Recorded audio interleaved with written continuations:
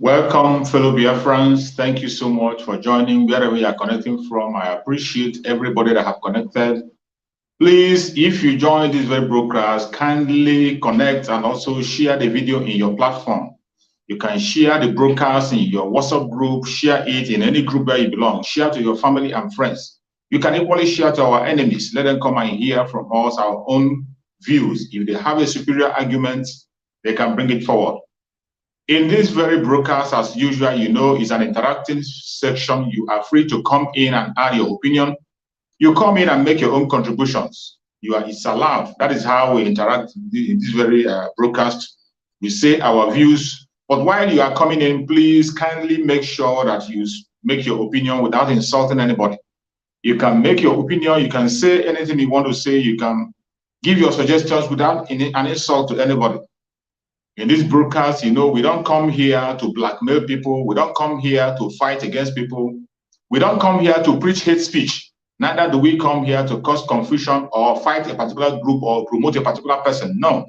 We come here to speak about the plight of the Biafran people and to stand with Mazen Nandekano, who is the supreme leader of IPOB, the supreme leader of the Biafran people. We are here to support him to make sure we continue to build on the foundation that he has led. That is why we come here. So while you are coming, please make sure you speak in a manner that is going to be acceptable to everyone. We must not agree on one thing. Every one of us might have different opinion. But with your different opinion, while you are coming in, make sure you have a superior argument. If you have a superior argument, bring it forward. Bring your argument forward. You can click the link, bring your argument forward, then we can sort it out. And before we go into that, we have to appreciate our Sister Linda, who is giving us the platform to continue to preach this gospel of Biafra on a daily basis. She is very strong. That is why you're not seeing her, but she's on the background. She's very strong on the background. So she's watching us and she's following up. I pray that Chukwu Okukabia will continue to guide her and protect her and secure her wherever she is. As we continue, we'll continue what we are doing, and we continue as usual to discuss about some important topic. You know, a lot of things have happened. Last week, we were not able to hold a broadcast last week because I was observing the burial of my mother. I lost my mom. So last week, Saturday, was the burial. So we couldn't come online. My sister Linda and I was there watching and following up. So we couldn't come online last week. I was witnessing the burial and watching throughout the whole period. So, but today I felt it is high time we come out and speak the way we used to speak and continue to encourage our fellow Biafrans, because there is a war ahead. That is something very important that we have to do. That is why we are here today, to continue from where we have stopped, to continue to spread the gospel. Please, as you are joining, kindly share the video and click like. When you like the video, it will attract more people to join us and watch. You know, as we have missed last week, so many people are not going to get the notification. The only way people can get the notification is when you yourself click like and you share. As you're clicking like and you're sharing, people will be getting the information and they will join us. And as I have said, it's an interactive section.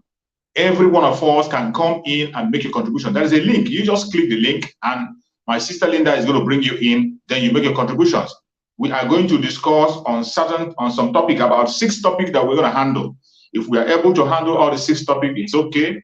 If we cannot be able to handle all the 6 topics, the ones we left behind, we can now handle them on next time. But we are going to try as much as possible to handle this topic.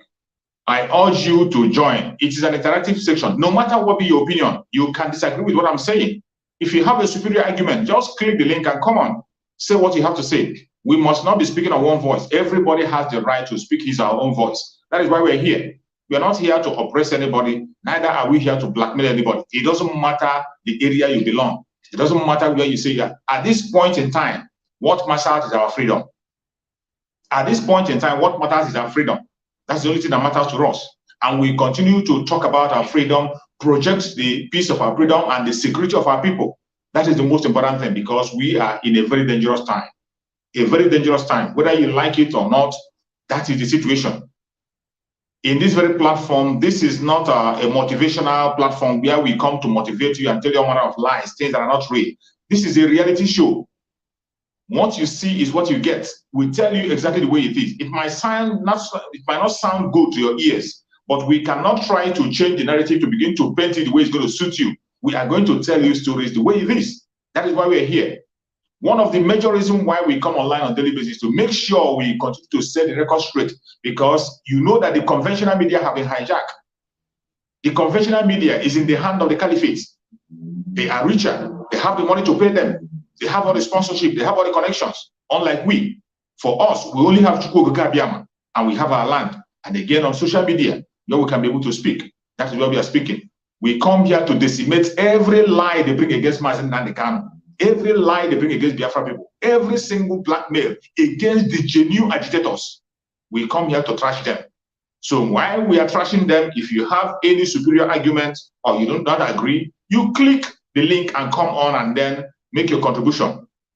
It's an interactive session. So as we're going to discuss today, the first topic we're going to talk about, we will talk about the issue of the election. You know, the Biafran people, we have already said there is no election. That is the agreement of the Biafra people. No election in Biafra land. That is where we stand. Every legitimate agitator, if you are a hardcore follower of Mazen Nandekano, I'm not talking about the one Nigerianist. If you are a one Nigerianist and you feel that we have to conduct election, you are supporting the election, come on and give us the reason why we should support the election. You can click the link. Come and tell us why we should support the election. But for those of us who are hardcore followers of Mazen Nandekano, agitators, the autopilot members, every single one of us, we are saying that there will be no election. It doesn't matter the angle they are coming from. It doesn't matter what they say. It doesn't matter the blackmail they bring. There will be no election in Biafra land. That is where we stand. So we are going to discuss about that. So the next topic we're going to discuss, we'll discuss about the issue of the blackmail they are bringing against Biafra people, about the Peter Obi agenda and the PVC. The Peter Obi, PVC, and election. We'll discuss about that. And the third one we're going to discuss about is about the diversity in the contractual called Nigeria. The problem the diversity is causing. The diversity in Nigeria, is this something that can be managed? Is there any remedy to the diversity in Nigeria? If you have any contribution, you have anything to say on that, you can come on when the time comes and you talk.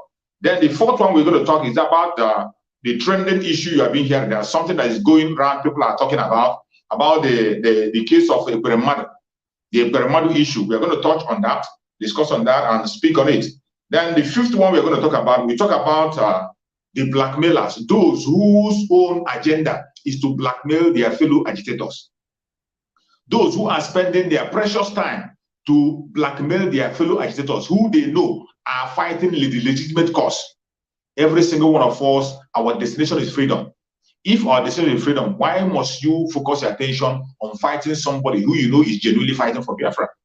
We are going to talk about that. Then the last one we are going to talk about is the court case of Mazen Nandekano. We know the court is coming now. I think on 28th is coming on. So we're going to discuss that. And again, the comment of the imposter in Asorok, the comments he made about the case of Mazen Nandekano. These are the issues we are going to talk about. These are the issues we're going to talk about. So before we start, we are going to start with that very one that concerns the most important issue. That is what we're going to start about. That is the issue of the election. No election. That is the one we are going to discuss. The very first one I will discuss with you. So, as we are going to talk about the issue of no election, if you feel that we have to take the election, participate in the election, come on. If you have a superior argument why we must participate in the election, you can click the link, join us on the link, and tell us why we must participate in the election. You might have a superior argument. You never can tell. You might win a soul. But I tell you, Biafran people, those who are standing with Mazen Nnamdi Kanu, we say there is no election. That is where we stand. That is where I stand. That is where every other person stands. That is where the autopilot members stand. That is where the followers of Mazen Nnamdi Kanu stand. Most of you who are the followers of our brother Simon Ekpa, you can hear him saying it loud and clear that there will be no election in Biafra land. Not only saying there will be no election, there have been so many strategies that have been put on ground to make sure that it doesn't hold. Number one is that the rally, there will be no mega rally in Biafra land. Whenever they call for any mega rally, there will be a total lockdown on Biafra land. We have our sit at home, total lockdown. And also, every Biafra have to begin to prepare for the 2 weeks sit at home. Once they announce the date of the election, we are going to announce the sit at home. It will kick off 2 good weeks. So begin to prepare yourself. Begin to prepare yourself. And for those of you who still feel that you can be able to conduct an election, let me tell you, you better stop wasting your time. You better face reality. Face reality and stop wasting your time. Freedom fighting is not a praise and worship. It's not like the church you go and worship in the church. That's not what it is. In freedom fighting, there are certain things you must have to follow. Certain steps you must have to follow. And this case of Biafra, in the case of Biafra, we have somebody we are following. Somebody who have laid a foundation. A foundation have been laid for Biafran people. And it is that foundation that every one of us will follow. If you are sincere to yourself, if you are a genuine follower of Mazen Nnamdi Kanu, you must have to follow that very foundation. Remember, when Mazen Nnamdi Kanu was preaching, on his preaching, he told us about truthfulness and consistency. That we must be truthful at all times. That is why Mazen Nnamdi Kanu tells you that we are white and whiter than snow. But today, you see so many people who have been calling themselves white and whiter than snow. They are as dark as charcoal. That is why even today, using that word as white as whiter than snow, nobody is qualified today to use that language. Nobody is qualified to use that language. When Mazen Nnamdi Kanu was with us, he was the only white man, the only man that is as white as snow, that was covering every other person. His grace was covering every other person. You couldn't see the charcoals under. You couldn't see the darkness under. But today, that Mazen Nnamdi Kanu is a little bit out of the picture. You can now see all the dark evil where they are hiding. They are all surfacing their faces. They are all surfacing their faces. That wall, white and whiter than snow, is not even strong in their mouth anymore. It's not strong in their mouth anymore. So if you are a hardcore follower of Mazen Nnamdi Kanu, you must know what we are fighting for. You must know what you have to do. Mazen Nnamdi Kanu have laid a foundation for us. Everything you want to try, if you want to tell me that you want to give a chance for election, every single thing you want to tell me today you want to try, Mazen Nnamdi Kanu have tried every single one of them, and none of them worked. Mazen Nnamdi Kanu have tried everything you need to try to see that if that contraption can work. He has tried it. Which one are you going to tell me? Which one? Where are you going to start from? Mazen Nnamdi Kanu, even before he started agitation, Mazen Nnamdi Kanu was agitating for a better Nigeria. He was agitating for a better Nigeria. Every one of you saw the video of Mazen Nnamdi Kanu when he was campaigning in London, when he was protesting in London on behalf of the one Nigeria, calling Nigerian government to wake up and make sure they resolve the insecurity in the northern part of Nigeria. Then the insecurity has not even come to the south. Mazen Nnamdi Kanu was speaking up for the northern people, fighting for Nigeria to see if it's going to be better. Mazen Nnamdi Kanu fought and he saw that it wasn't going to work. Mazen Nnamdi Kanu, this very politics you are seeing now, Mazen Nnamdi Kanu joined APGA. He was one of the spokespersons in APGA in Europe. Mazen Nnamdi Kanu was with APGA when APGA was formed. You know APGA. APGA was formed as a kind of an organization that was supposed to speak the mind of Biafran people, because our eternal leader was part of the people that formed it. Mazen Nnamdi Kanu was there. He was with APGA. All of a sudden, when Mazen Nnamdi Kanu saw that it wasn't working, he left them and he walked away and started his full-time agitation. It's been more than a decade. And since Mazen Nnamdi Kanu started the agitation, at the first time when they kidnapped Mazen Nnamdi Kanu, they brought this issue of political solution. They brought the political solution after Mazen Nnamdi Kanu was granted bail. When they called Mazen Nnamdi Kanu for a meeting, Mazen Nnamdi Kanu went to see all these criminal governors, you see, all these politicians, both on Hades and Dushin and now. Mazen Nnamdi Kanu went and met them. They had a meeting with Mazen Nnamdi Kanu, and they told Mazen Nnamdi Kanu that Mazen Nnamdi Kanu should drop the agitation and go for restructuring. That restructuring is the solution. They promised Mazen Nnamdi Kanu that they were going to fight for restructuring, and they are going to get restructuring. After that very meeting they held with Mazen Nnamdi Kanu gave them the condition. Mazen Nnamdi Kanu told them that he is not against they are going for the restructuring. He is not against restructuring, but he is not going to drop agitation until he sees the restructuring they are bringing.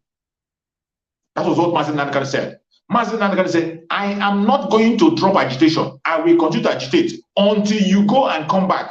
When you come back and show me the agitation you have gotten, show me the restructuring that you have gotten, then we can now begin to drop the agitation.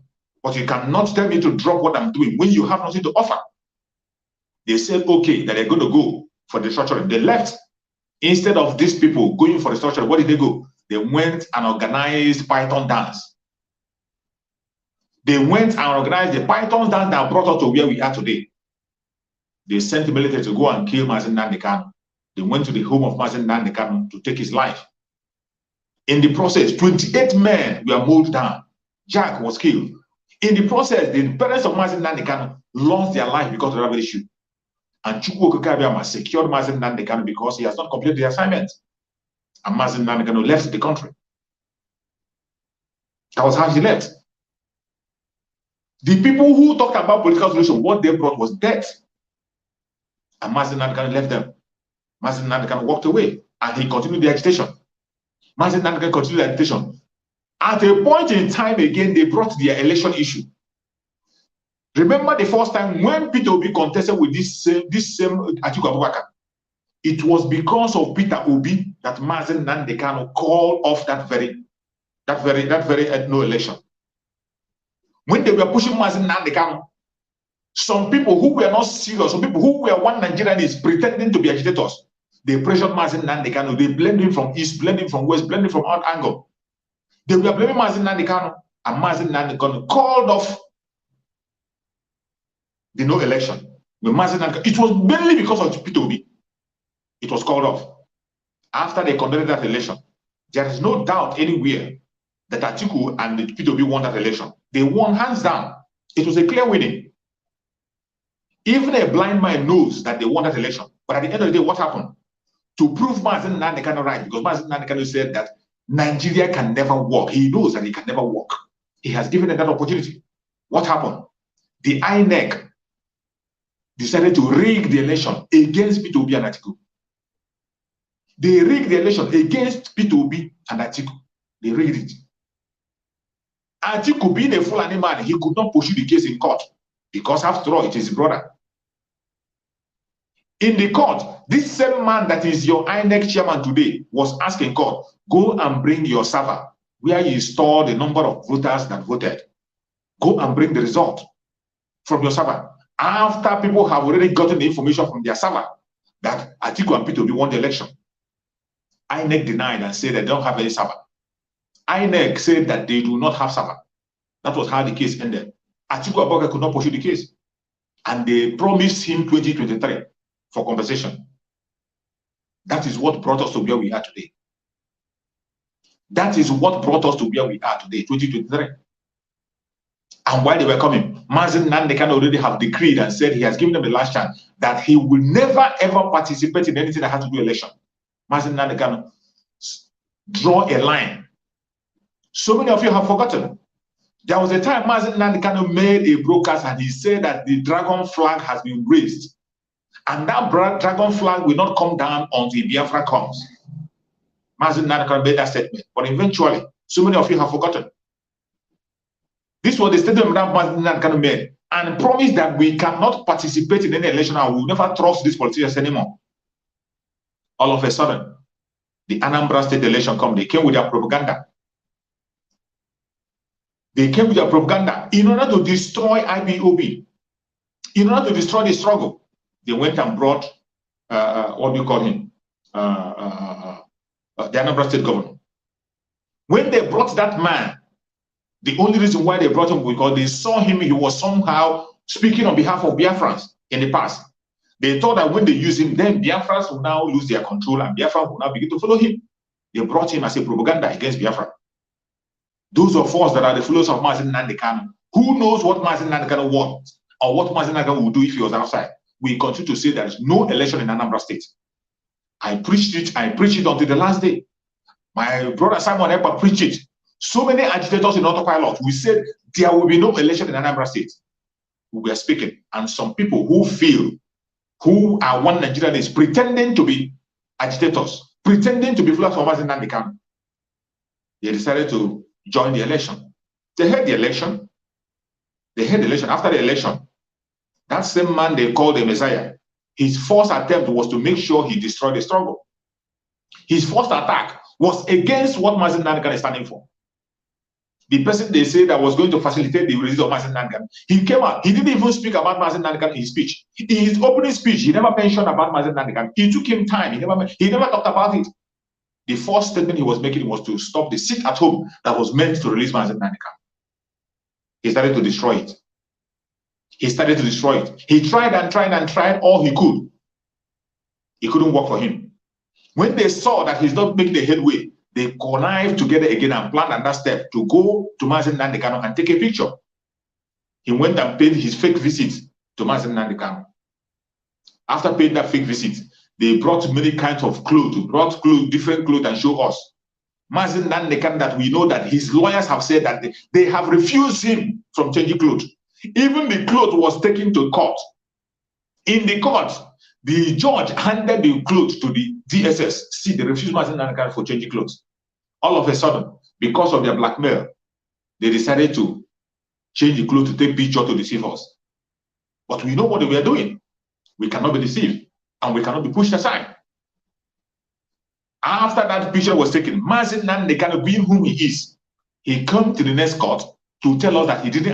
Everything we are seeing is a movie. Everything you are seeing is a movie. That was why you saw Mazen Nandikam. That same clothes he was wearing, the same clothes he wore to come to the court. That was a message to Biafrans. But some people didn't get the message. Left for them, their intention was to use a different clothes, use that visit of Seludo to deceive us. But Mazen Nandikam stood his ground. He still appeared in the same clothes to tell us that nothing has changed. The situation of Mazen Nandikam remains the same. They played that card, it did not fly. They tried it did not fly. All of a sudden, here comes the 2023 election. And they were looking for somebody they're going to use again to play a different card. They brought Peter Obi. Knowing fully well that people have soft spots for Peter Obi, many Biafrans have soft spots for Peter Obi because of the way he manages funds, federal government funds, state government fund. They have soft spot for him. They use Peter Obi in order to push us back from what we are doing. They brought Peter Obi and presented Peter Obi to the Biafran people. They presented it to the Nigerian people. And all of a sudden, people begin to cash in. They begin to package Peter Obi. They took him to London. He went to so many places, begin to snap it and talk about of rubbish. And all of a sudden, Peter Obi became a trending topic. Peter Obi became a trending topic. He began to trend everywhere. You see some people, fellow agitators, people who have used Mazen Nandikam to build their platform. People who claim to be agitators, they begin to sing the music of Peter Obi. Pastors who were standing for Mazen Nandikam change their tone. Reverend fathers change their tone. They begin to sing Peter Obi. Today, the reigning music on social media is Peter Obi and PVC. Even when they know that the PVC you are talking about is a scam. PVC they are talking about is a scam. Peter Obi himself knows that he's not going to win any election.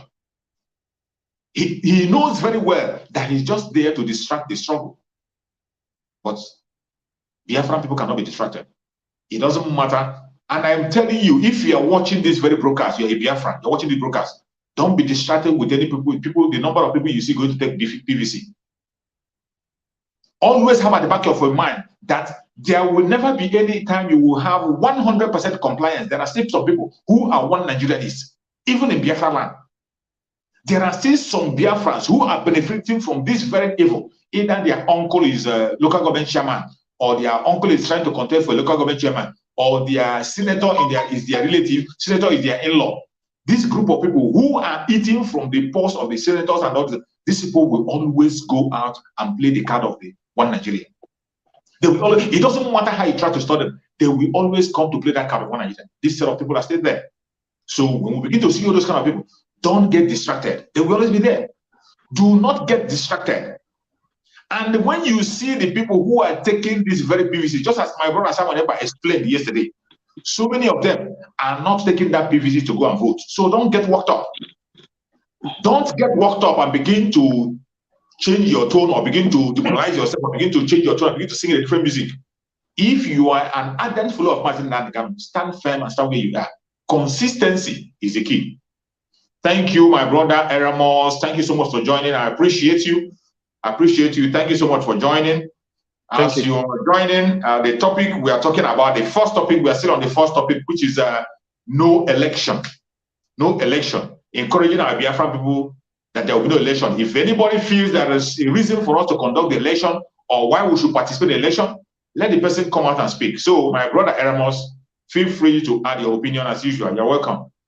Thank you, my brother. Thank you, Chooks. Can you hear me? Yeah, I can hear you. You're welcome. Thank you very much. You know, I've always said this, and we've always talked about it. The only reason why Peter Obi is there is because probably was instructed by the British to come and distract Biafran struggle and to pull out Biafrans to validate 2023 election. The only thing I'm not sure of is I don't know what they promised him. Because from all the permutations, you can see what happened. He was not popular this much before he went to UK. Immediately he came back from UK, he changed party to Labour Party. And boom, he became popular. Everything of Peter Obi, Peter Obi. Do you know that this morning, Dr. Baba Ahmed, you know Dr. Baba Ahmed? Yeah. That man from, what was it called? Is Mauritania. It Mauritania? Yes, yeah. that man that is a complete Fulani elite. Everything he represents is about Fulani, open grazing, the blasphemy, everything about him. Do you know right now he is writing in support of Obi? I'm telling you. So that's why you see a lot of Southerners are not smart enough. When you see people who are asking that man is a replica of Fulani agenda. It is finished. So when you see people supporting Peter Obi, it is finished. When you see people like that talking about Peter Obi, you should know what is going on. They are playing the card they have always been playing, that deceit card. Exactly. Because one, let us look at it this way. Let's look at it this way, really. Now, that man is a complete the man will support a complete Islamic Nigeria. Exactly. That's one. True. Two, that man did not speak against Deborah's killing, which means he supports it. Right? Again, that man supports, in fact, he has openly criticized the Southern governors for enacting laws against open grazing. Exactly. So he is fully in support of Ruga settlement. He has made speeches upon speeches, write-up upon write-up, in support of open grazing and everything. Yes. He was also supporting Muslim tickets. Exactly. He said nothing wrong with it. Exactly. You understand? Now, Atiku, on the other hand, a Fulani man as well. Few days ago, I don't know if you read it, Atiku has made comment on open grazing. And he said he's going to work to legalize open grazing all over Nigeria when elected president. And that's why some Yoruba, this in the elite, I think some Obas came out, yes, some Yoruba Obas came out to criticize Atiku. But the criticism doesn't mean anything. He has already told you his opinion of what he intends to do. Now, tell me, Atiku was the same person that deleted his tweets of criticizing people that murdered Deborah. Atiku will be more comfortable in an Islamic Nigeria. Atiku has come out to declare his position on open grazing, which is Ruga, which is actually changing demography. Now, tell me how this man will turn around, a Fulani irredentist, will turn around and do 360 and vote for Peter Obi. So you know what they are doing? Like they have always done. They are trying to deceive the people. So when you hear this, they say, hey, and I saw about 300 something comments within 1 hour. They'll say, oh, you see, this is a northern elite. He is supporting, he even says something in favor of this thing. They will be deceived. I say, oh, let's go and vote. Very stupid people that would make that mistake. But as far as I'm concerned, I'm confident we have the right person, you know, speaking for this struggle right now. That's right. And I will say this for the true Biafrans listening. Before Nnamdi Kanu was kidnapped, he already declared no more election except referendum. Yeah. That statement has not changed. Never. So for the fact he made that declaration, anybody who is truly fighting behind Nnamdi Kanu should have upheld that statement. No election, unless he comes out to change it. It was unfortunate that we had wrong leadership, right? Because the Yeah. two major reasons why Nnamdi Kanu was kidnapped were Anambra State election and 2023 presidential and state election. Those were the two reasons. That's correct. Now, the first Anambra State election has held because we had wrong leadership. Now we have right person speaking for us. This is the time to stop anybody who you see that has been advocating for Biafra on the side of Nnamdi Kanu has suddenly started talking about Peter Obi. Obviously, those people were never part of the struggle. Because if you tell me that you have been following Nnamdi Kanu said no election before he left, before they kidnapped him. He has not changed it. So long as he has not changed it, no election stands. Is it not command and control? It's command and control. That's correct. So it stands. So anybody now, whether leadership, whether the former DOS or anybody who is saying, who said he's part of Biafra and is talking of election, is the enemy of the people. That's the truth. Is enemy of the people, enemy of Biafra, enemy of Nnamdi Kanu. And they have no business calling the name of Nnamdi Kanu because that is a direct disobedience of Nnamdi Kanu's instruction. So nobody should start with, there's not, I am confident that Mazi Sabwekpa is going to get it through. My only hope and wish right now is for Mazi Sabwekpa to work with other regions. I remember this statement he made where he called multidimensional approach after that visit to Finnish government. Multidimensional approach.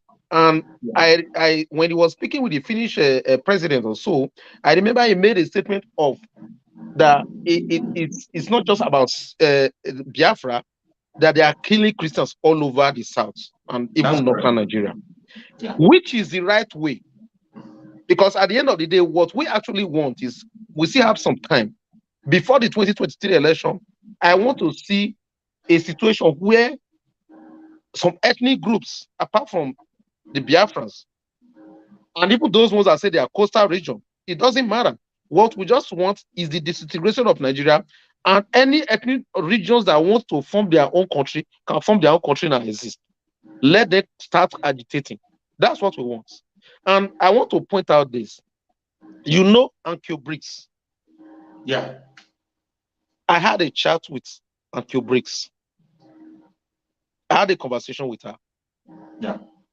Now, she was writing something in support of Obi.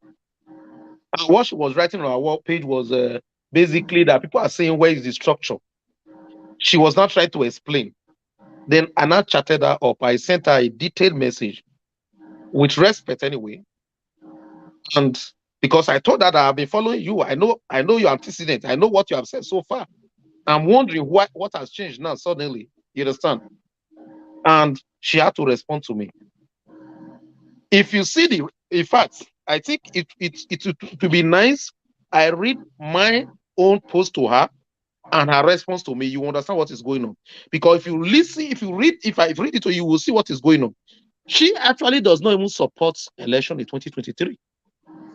Yeah, of course. Her last interview, if you had watched her last interview in AIT, she made it very clear.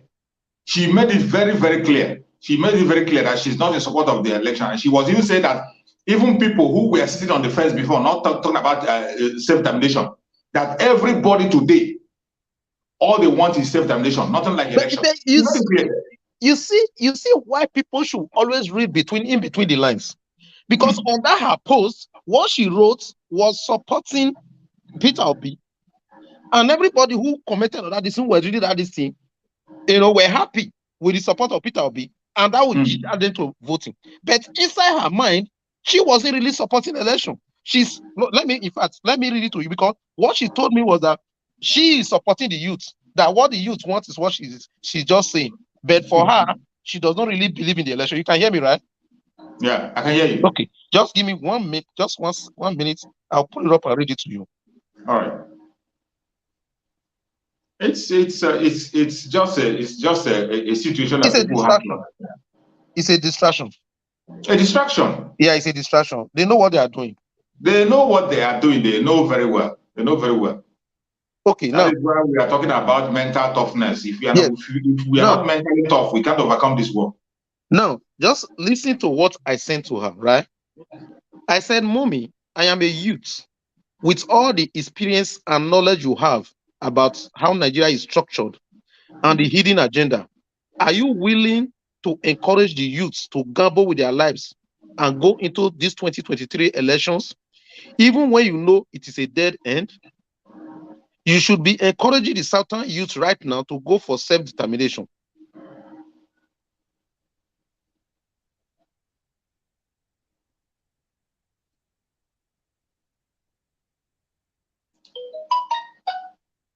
We can't hear you anymore. Are you there? Cannot hear you, Ramos. Ramos, your voice is not coming out. We can't hear you.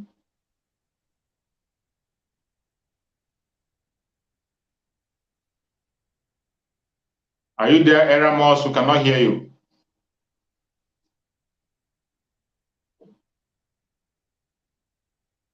So as we were saying, my brother Ramos is just making a very great point, a very, very important point, a great point. And what he's saying is just that there are a lot of deceit, a lot of blackmail, a lot of distraction, a lot of deceit from all angles, from all corners. People will come in the front, they will tell you something, at the back, they will tell you a different thing. It's such a sad situation. Such a sad situation. And I don't know how long we are going to continue on that path. I don't know how long I'm going to continue with that. My brother Eramos, I can't hear you. Your voice is not coming out anymore. I think it might be a network problem. Check your network. I can't hear you anymore, Eramos. And I believe our audience are not hearing you anymore. So we have to continue to look into these issues. And if you are there watching and you have a contribution to make, you have a link. There is a link. Click that link and join us. If you want to make a contribution, click that link. You can come up and join us. Click that link. Come and make a contribution. If you have a reason why we must hold this election, because the Biafran people are not going to be part of the election, we can't be part of it. I thank Chukwu that have given us somebody. Chukwu have given us a spokesperson in our brother Simon Ekpa. He didn't choose himself. The responsibility have fallen on him, and he's doing a great job. No matter how they try to blackmail us, no matter the angle they're trying to come from, no matter where they're coming from, they cannot blackmail us into going to election. We won't be part of it. Yeah, welcome back, my brother Ramos. We lost your voice. We lost your voice. Yeah, welcome back. Sorry, my voice went off. So let me just continue, start from where I stopped. I said, okay, hold on. I said, Mommy, I am a youth with all the experience and knowledge you have about Nigeria, how Nigeria is structured, and the hidden agenda. Are you willing to encourage the youth to gamble with their lives and go into 2023 elections, even when you know it is a dead end? You should be encouraging Southern youth right now to go for self-determination, because you have actually prescribed it before this Peter Obi charade started. Yes. You listening? That was my statement. The first thing I sent to her, she deleted it. But when I sent this one, she had to respond. Now listen to her response. She responded to me in 3 pages. Now, she said, you have taken time to ask questions, and I will take time to answer you. Please just listen. He said, no. He said, no. I am not encouraging anyone to do anything they don't want to do. Listen, no. I am not a youth. I am, as you well know, a mother and a grandmother. I will not go out to do even more myself if it threatens my life. Number 2, He said the majority of the people talking about Obi are calling for Obi. The majority of people calling for Obi are youths. Listen, are youths. And I don't remember asking anyone to go out and vote. Did you hear what she said? He said, I don't remember asking anyone to go out and vote. Yeah. You understand? Though voting is, listen, he said, though voting is basic human right, which I believe and I work for. So you see, a lot of people don't read in between the lines. She is out writing this post, but inside her mind, she is not supporting the election. And a lot of people are reading some of her posts and saying he support Peter Obi. You understand? So this is where mental toughness comes in. Exactly. Number 3, he said, if you notice, I have never wanted to run for any political office. There is a reason for that. Politics in Nigeria is dirty, but I alone cannot make it clean. He said, I stopped believing in the fake unity of Nigeria. Listen, number 4. He said, I stopped believing in the fake unity of Nigeria when Nigeria waged a civil war against the eastern region. Today, Igbo 5 states, Niger Delta states 6. And I talk from personal experience of the civil war. This is Peter Obi speaking. Number 5, I therefore prefer the ethnic nationalities over 350 of this made by Luga Nigeria to negotiate their own exit or stay in Nigeria. Or if I have a choice, my desire is everyone should be on their own. Number 6, until number 5 is accepted, you know what number 5 is? Number 5 is for every region to be its own. Until number 5 is accepted, Nigeria as it is today will continue to be held down by the political cabal whose structure is lies, looting, and oppression.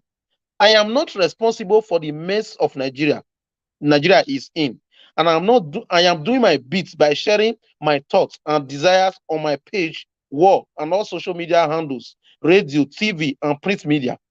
I hope people want to read or listen. I do not accept they don't have to or agree with me, but I will always make sure I'm not misunderstood by anyone under any guise. Believe me, I provide my lights, security, healthcare, and I control my desires and thoughts as I hope, and I thought as I hope that others to do. Finally, Nigeria will not work with 1999 constitution. Are you listening? Finally, Nigeria will not work with 1999 constitution.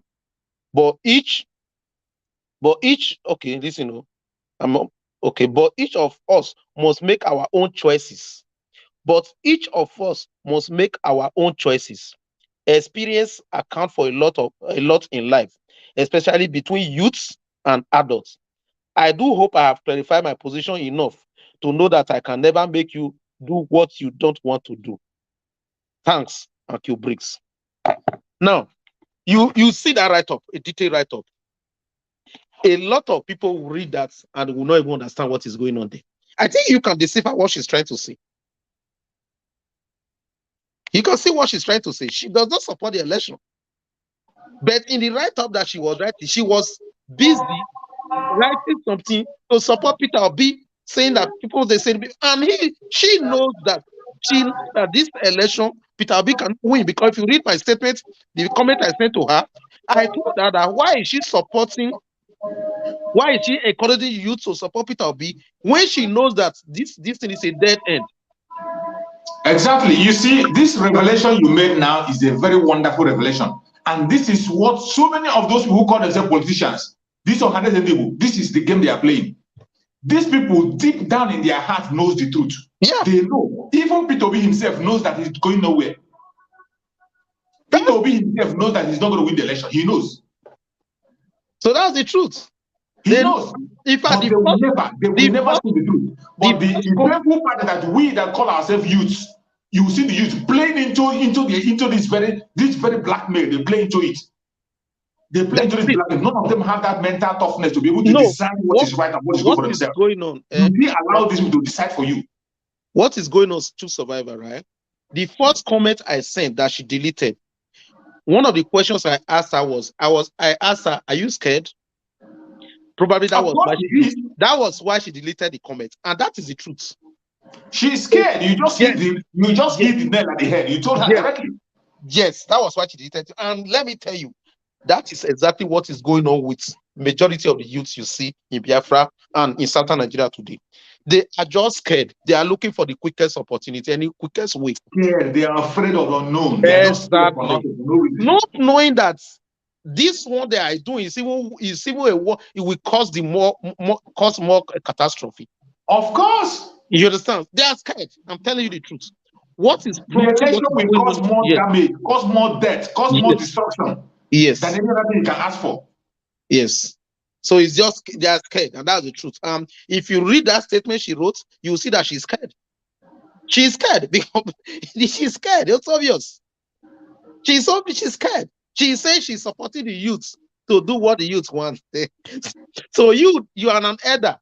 You are the one that they say elder sit on top of Iroko tree. What the elder sits on Iroko tree, the youth cannot see. You that is an elder that just as I told you, this person you are talking about came on national television on AIT, the last interview, which I had, I shared it on my platform. So in an interview, she said that majority of Nigeria today, even people who don't believe on self-determination, all they want is self-determination. That nobody is ready for that. When you're talking about election, who do you want to rule when people are dying? She made a comment on national television. All of a sudden, you now come and begin to talk about election again. Yeah. So that's what's going on. So when people read some of these comments, they don't understand what is in the people's mind. Because just imagine what I read to you. This is what actually she wants. She has a strong revelation. You just made a very huge revelation. Yeah. I wish every other person can get that very information. I wish every person can watch this video and hear what somebody is saying. When they come in the courtroom, they will say a different thing, but when they go behind, deep down in their heart, they know the right thing. But out of fear, none of them have the balls to stand. It's there in our wall. You can go to your Facebook and your bricks. You will see the conversation there. It's there. When she was talking, I think 2 days ago, when she was talking about Peter Obi, when people ask you, when they say Peter Obi do not have structure, tell them, go and read that this thing, you will see the comment on that. So this is just, this is one of the leaders of Niger Delta. I hope you know. Uncle Brice and Edwin Clark, they are the key people in Niger Delta. The key people, she played a major role. She's still playing. Yeah.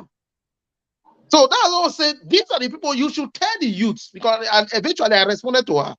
I told her, well, you still have a role to play. You should tell the youths. You are not, you youths do not know what you know about Nigeria. Just imagine. You are the one that they will come in the public and tell, now she's telling you privately that she's not going to decide for the youth. They are the same people that will come and tell you that what they sit down and see, that you, when you stand on the top of it, you don't see it. Yeah. So for me, what I want her to be doing, what I want her to be doing is to tell the youth the truth. Tell us the truth.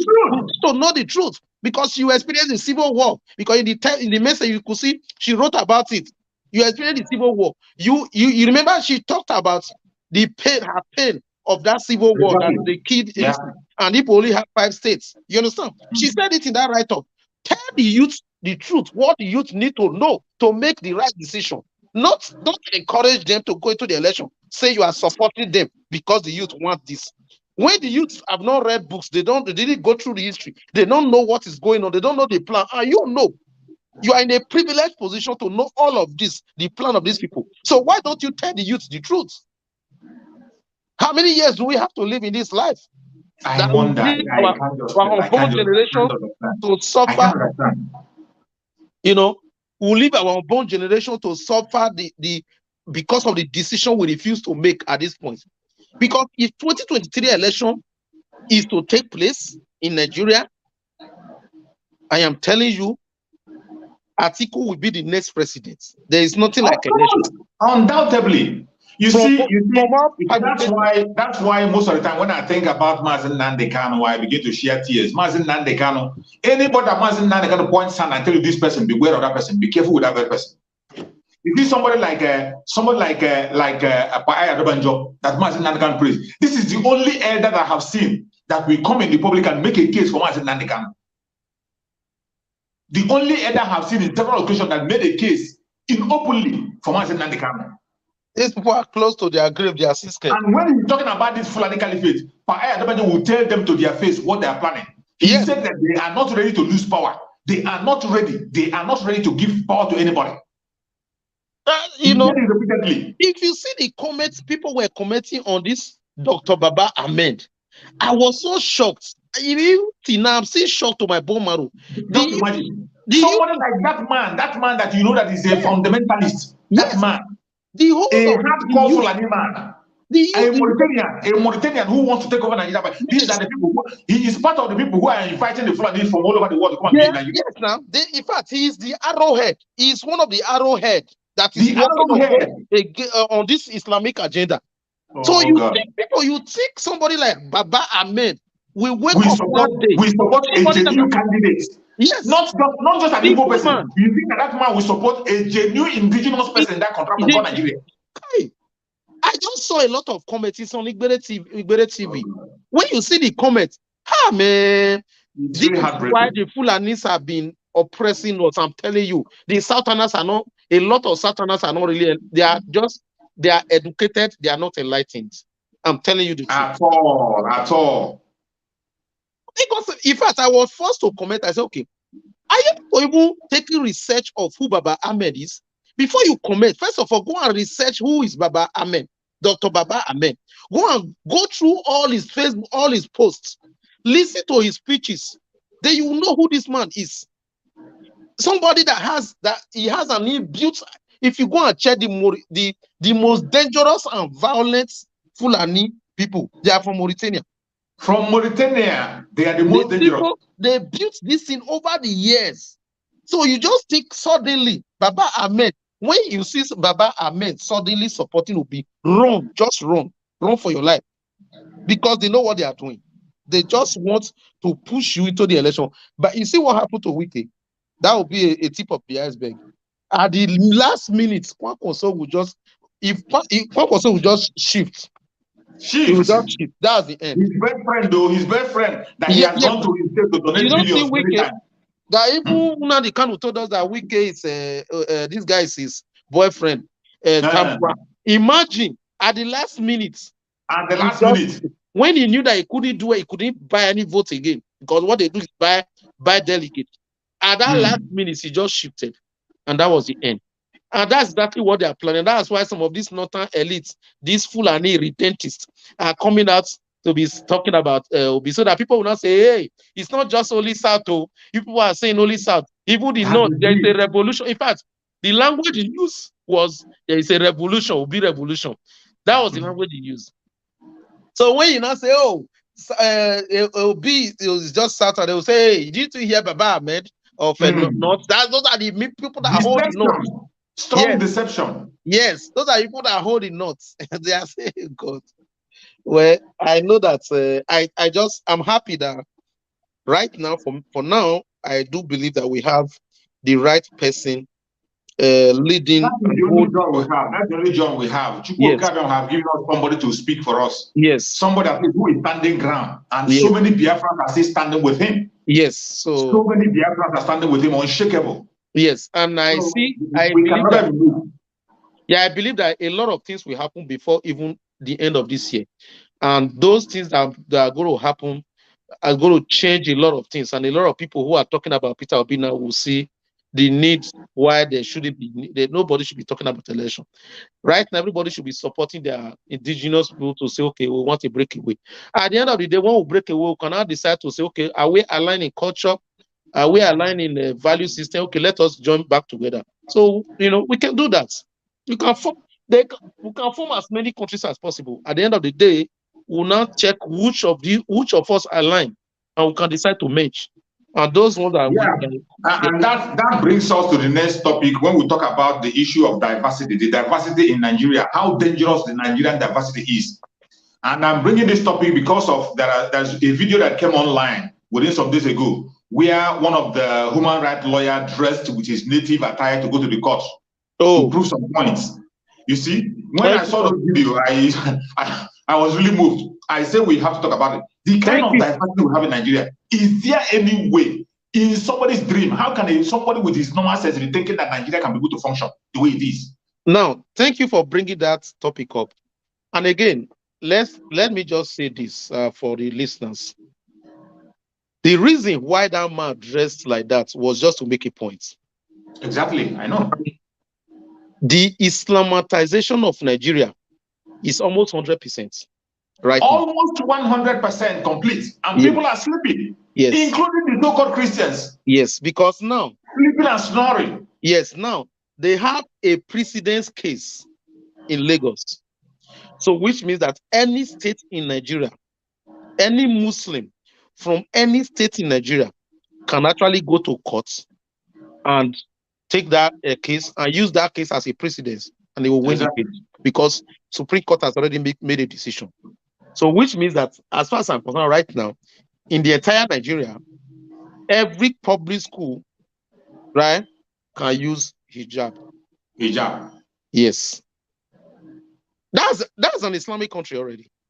Exactly, that's what it is. And remember, similar thing happened in Kwara State. You remember the fight they were fighting in Kwara, where the Muslims actually wanted to wear hijab to Catholic schools. Catholic school, a private school, a missionary school. Yes, they are not going to stop at just public school. They are going to continue. And they were bold enough to take the missionary school to court. Yes. For their own school, to direct them on the uniform to wear. They did not let them to court. They were fighting them. They said they must enter the school. And let me tell you where it's going. Because you remember what they said in that this thing is that so long as the missionary school is receiving any money, stipend from the state government, then they can be categorized as public school. And that is exactly what is still going to happen in Lagos and every other state. So imagine Muslims forcing their religion on Christians. By force. Or Christianity. So basically, it makes Nigerian Islamization. Yes, yes. So that's what is happening. So it has happened though, because a lot of people don't even know when you say court make a decision. Just like in America now, they've made a decision and they've canceled the Roe versus Wade, right? Which was a law made about 50 years ago for this abortion right. The ripple effect of that law is going to change a lot of things in America. You understand? Which means that every state in America can now make a decision on their own on the kind of abortion laws they want to have. So they can ban abortion outright. Yeah. Because of that law. Now, it's the same thing. So Supreme Court's law, they have made a decision. And that decision is final. Unless another decision, the Supreme Court made another decision contrary to that, it's final. So that law now has legalized wearing of hijab. So any pupil wear hijab to any public school in Lagos State, and the principal or anybody refuses to do that, principal will go to jail. It's a law. So Nigeria is already almost an Islamic state. So that's why I'm saying there is nothing, we should not validate 2023 for these people. Because when you validate 2023, it's just now going to be a confirmation of where they will just say, okay, in this, we don't want to have more than 2 churches in this environment, right? We don't want to have more than 2 churches in this environment. The next thing you'll be seeing is that we don't want any church in this environment. This environment is for business. This environment is for this. The next thing you'll be seeing, you'll be doing church service in the basement. They have started it already. In Borno State, almost the whole churches there have been destroyed, and they're not talking about, nobody said anything about it. Exactly. So that's what is going on. So we know. And you see, even Coca himself, I think he's that from that same Borno. He's not saying anything about it. He's scared for his life. He's scared for his life because you know that these people will not report news. Our news media, mainstream news media, they're not reporting anything again now. Never. You know how many people die a day? No, they don't report anything again. And you saw what happened yesterday in Abuja, in Lugbe, where people were trying to, they drove INEC officials from even giving voters card to people, registering people. And if you look at those people that drove those INEC officials away, they were educated. You could see that they are educated people. Well dressed. These are not touts.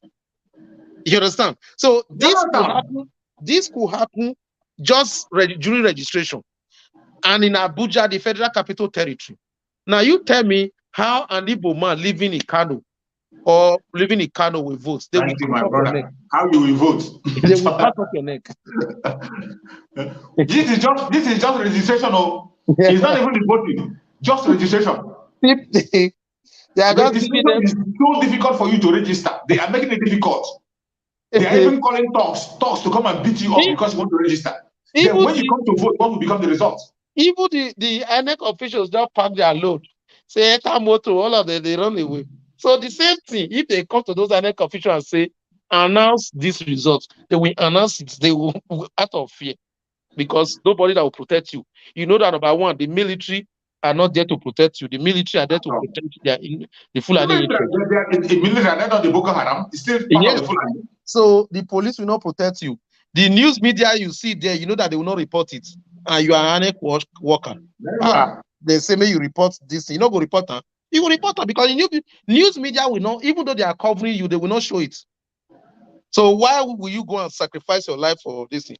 So for me, every well-meaning Southerner who likes his life and their life and wants to remain, to be able to practice their faith, and wants their unborn generation to be able to retain their culture, should start preaching of self-determination, not just Biafra. I want to do what self-determination. Self-determination for every indigenous tribe. Everyone should be on their own. I want to do what to wake up. I want even Bende to wake up. Bende that is talking about Delta and Edo to form a country. They should wake up as well. They should start this man they call Obaseki. It's not. I'm not talking of the governor. There's one man anchoring the move. They call him Obaseki. Yeah. Don Obaseki, something like that. He should start agitating. Let us start seeing it before the end of this year, so that it will not just be about Biafra alone. Because at the end of the day, and they should be genuine about it. It's not just they should be genuine about it. Yes. They should be genuine about it. Because at the end of the day, when the Western world is seeing a lot of these regions, wants out, and it's one region that is saying you cannot go, the Western world will have no choice, you understand, but to intervene. Because at the end of the day, they know what will happen if it catches fire. And that's what we should be doing right now. Everybody should be encouraging their people. So I should not be talking about 2023 election. It's just validation of the slavery.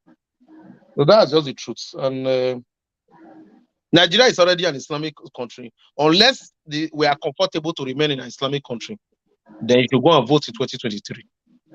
It is so sad. It is so sad how the whole thing is going. But I pray that Chukwu Okabiyama will lead us. And I thank God that majority of Biafrans know the truth and they are standing firm. Forget about even some of them who are still talking about PWD. Some of them have never been. They've never been for the struggle. These are pretenders. They pretend to be Biafra agitators. All of a sudden today, we have seen all their colors. Even some of them in their platform who are preaching Biafra in their platform today, they are preaching Obi. No, I told you before. I told you before that those are not Biafran agitators. They have never been. So we can't be distracted with their support. Let them say whatever they want to say. We can't be distracted with them. They have never been. As far as I'm concerned, if you are a follower of Nnamdi Kanu said there should be no election. And exactly. And that statement has not changed. So long as you are preaching election, it means that you are no longer a follower of Nnamdi Kanu. And that's the truth. If they want us to participate, they want the election, they should go and bring Mazi Nnamdi Kanu out. Let him stay in the house. He will tell us why we should vote. Even if they bring Nnamdi Kanu out right now, Nnamdi Kanu will not support any election in Biafra. Of course he will not. Because it's not the implication. Because if they validate this 2023, this thing, they will make irreversible changes that you cannot change. Because Atiku has already made his position known by this open grazing. They are going to, once this open grazing is what they will use to take over the entire land. And once you now have a settlement in your backyard, a Fulani settlement, they are legal citizens, indigenous of that place. They will create local government for them. That local government will not be documented. So they are not. This Ruga, they will never forget it. They are chasing that Ruga with the last breath they have. That's the intention. They will never stop at anything. That's the intention, because it will give them opportunity to create local government in each of these. So when they create that local government, from there they will have a House of Assembly member representing them. They are not part of that place. So even if you come and say tomorrow you want to divide Nigeria, that is their land. You understand? So what are you talking about? So I don't know why our people are not seeing these things. I don't know why some of them who are seeing it are so scared they can't be able to say anything. So scared. It's so sad. So let us go into the next topic we want to talk about. Let us talk about the another trending issue we are seeing online. In as much as we will never allow whatever is trending to overshadow our agitation, the freedom of Mazen Nandekano, and the freedom of the indigenous people in that country from Nigeria. We'll continue to talk about it. This issue of the case of Senator Ike Premadu, how does it affect Biafra? What do you think? What effect does it have to the struggle of Biafra?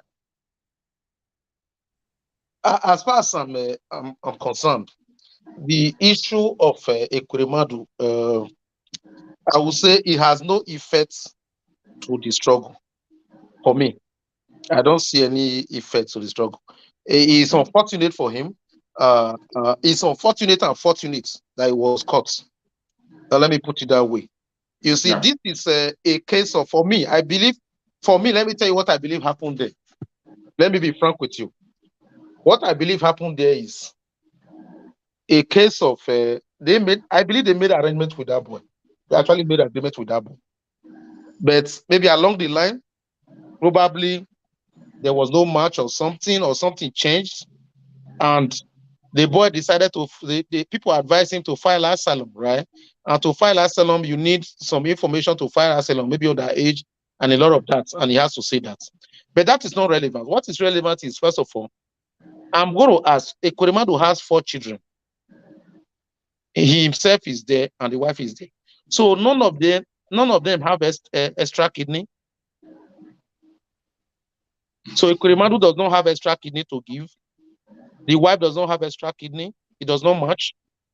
And none of the 3 children have extra kidney to give. So it must be the kidney of the street boy that will be given for the child to survive. This is what we are talking about. This is what we are talking about. On my own perspective, in that very issue of Ekuremadu, you see, even from the very first time I heard the story, I am not speaking in support of Ekuremadu, neither do I have anything to do with him, because he's one of the problems that we have. I've always been praying that anybody that is standing as a hindrance to our freedom will be taken out by any means at all possible. Only Chukwu Okabe will know how to take the person out. So whatever he sowed, that is what he's going to reap. But in that his own case, when I saw the report that was made by AIT brought a comprehensive report about that very issue. And in the report they were bringing, that very boy actually was contracted to go and do such. And he's very much aware of what is going on. And the boy is 1 year old, as they said, because they have gone to verify, they have verified his Facebook account that he was using, which he has changed to another one. The first Facebook account he was using, they verified it, they brought his passport out and everything. He's 21 years, but he's claimed to be 15. And what prompted the problem was just like what you said, that the kidney did not match. Then they wanted to bring the boy back to Nigeria. The boy said he's not going back to Nigeria, and they were trying to force him back to Nigeria. You see, I haven't listened to that report before I made this conclusion, because I haven't looked at the whole thing. I just critically thought about it, and I just believe that this was what happened. I saw the report from AIT. Exactly what you said was what was reported in that AIT program. They said that his kidney did not match. They wanted to bring him back to Nigeria, and the boy refused. Instead, he went to police to report. Okay, I thought as much. When you went to report, you need to talk about the fake this and whatever, but that they are very much aware. The boy is aware of what he's going for. The agreement was reached with Ekuremadu. Even Ekuremadu himself notified the British High Commission in Nigeria before he left. They were aware. They showed the paper that he gave to them. And the age of the boy, the original age of the boy in the passport had been brought. Even his Facebook account that he was using before, the Facebook account he was using, and the new page he opened, the one he's using presently, was brought out. Well, let's hope he's able to be, because whatever happens to Ekuremadu, I just wish they can hold him there until when Biafra come, we can go and free him. We can free him and bring him back. I wish him good luck, because UK police, they are unlike Nigerian police. One thing again, you see why Why you see why when we are talking about all these politicians, we are telling them to wake up and do the right thing. Did you know that if this thing has happened with a Fulani man, that they will not blow it out of proportion the way they blow it out? Yeah, of course. The way this issue of a promoter was blown out of proportion, they will not blow, because when the news came out, what they were saying that he went for it was what did they call it? They said organ trafficking. Organ harvesting. Organ harvesting, organ trafficking and harvesting. That was what they just tried to paint it. And the British themselves were into this. They wanted to use that very thing to demonize the Biafra people the more. They know very well that man is from the Biafra land. If that man was, if a mother was to be a Fulani man, they will not blow that issue out of proportion. And that is why every Biafra must be very careful. Don't live a fake life. Don't live an evil life. When you see the truth, speak. Stand with your people. Well, as far as I'm concerned, I have no sympathy for him in that regard. I have none for him either. I don't have any for him either. I only wish the daughter luck to get a match, a kidney match to replace it, because as far as I'm concerned, why didn't any member of their family give their own kidney to? That is nothing. Yeah. The poor will always carry the brunt. The poor will always suffer for them. Look at Idara Gold. Look at Idara Gold. I hope the report I'm hearing about Idara Gold is not true now. Because the reports IPOB is talking about now, they are saying that Idara Gold, they have killed her. This is not Idara Gold. That girl from Enugu State that did her birthday with a Biafran clothes. Yeah. That they kidnapped since last year. What we are hearing now is that Idara Gold probably has been killed. Because for how many times now that she was supposed to appear in court, they didn't bring her to court. And since she was kidnapped or arrested or what I would call it, nobody has seen her. No family member has seen her. No lawyer has seen her since 2021. How can this be possible in a country, in a same country? In a country where you have representatives. DSS now a terrorist organization where a young lady just dressed up with Biafran attire. Because of that, DSS kidnapped her. Till today, no parents have seen her, no brother has seen her, no sister has seen her, no lawyer has seen her. Where is that possible? And the international community, they are just keeping silent. Amnesty is keeping quiet. How would they even talk? How would when your senators that is representing you are not saying anything? Your governors are not saying anything. Senators, the human rights activists who claim to be human rights activists, they're not saying anything. No senator from her zone, no House of Assembly member from her zone is saying anything. A young lady, just the offenses, and DSS actually confirmed they have. She has not committed any crime. Biafran color is not a crime in Nigerian law. I don't understand this. And nobody apart from Igbere TV, the whole news media is just silent. No AIT reports on her. No channels report on her. No Arise TV report on her. They will never. You can never hear such report there. You can never hear such. It means that if our brother, the comic actor, was not popular, this is how they would have killed him as well. Of course, now they would have killed him. Chiwetalago. Yes. They would have killed him. They would have. If he's not popular, they would have killed him. I think it's high time the international community declared DSS a terrorist organization. And I think I actually saw that post from Bruce Fenn. Yeah. I don't know if you have seen the post. No, I've not seen it. Yeah, maybe you should go to Bruce Fenn's Facebook. He talked about they are working towards even declaring DSS, Nigeria DSS, a terrorist organization. That is exactly what they are. I'm telling you, because that's what they are. That's what they are, and there are so many evidence to back it up. Yeah, so many evidence, uncountable.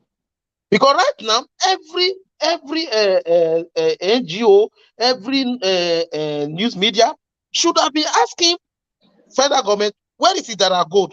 Present it that are good. Imagine the judge, including this mad Sahara reporter that said they are investigating journalism. This Sahara mad reporters, did they say anything about it? Nothing. DSS came to court without this lady, and the only thing the judge could do was to say we postpone this thing to October. You are the judge. You have not seen this lady that these people, this you do not, you postpone it to, you not to say, okay, tomorrow I want to see her in court. You postpone it to October.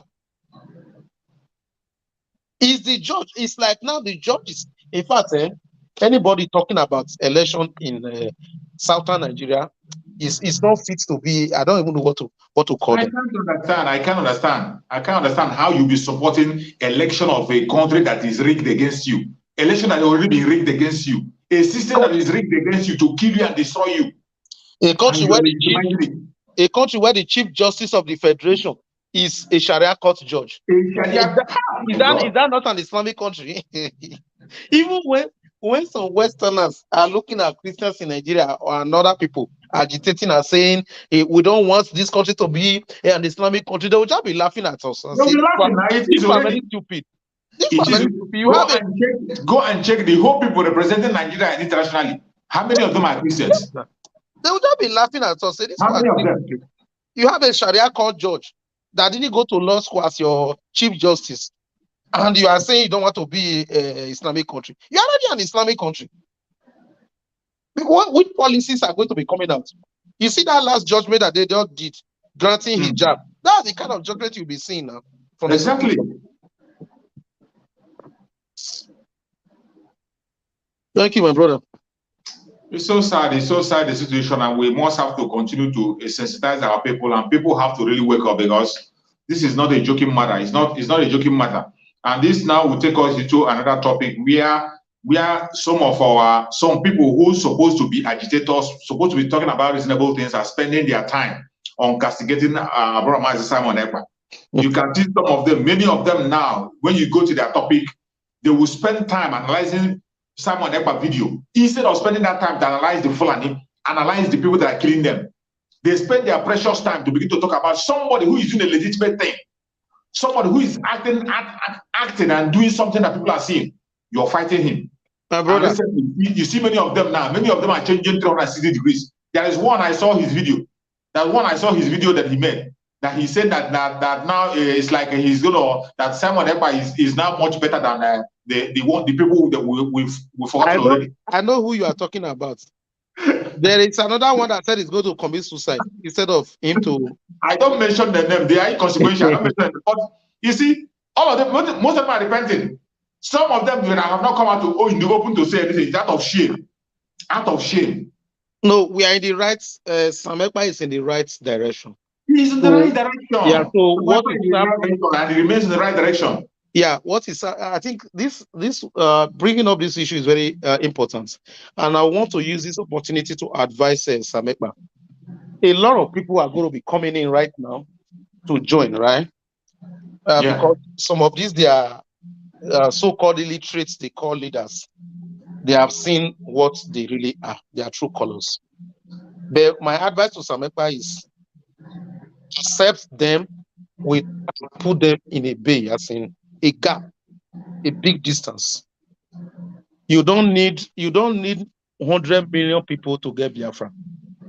Of course, you need to, because he has said that in the past. He has said it already. Yes, they are. If you're coming, you can come and pursue Biafra. Wait until when Biafra comes, you come and join us in Biafra land. But when it comes to the struggle, it is not everybody that is meant to fight for the struggle. Yeah, put them in a pay. Let them support ESN accounts.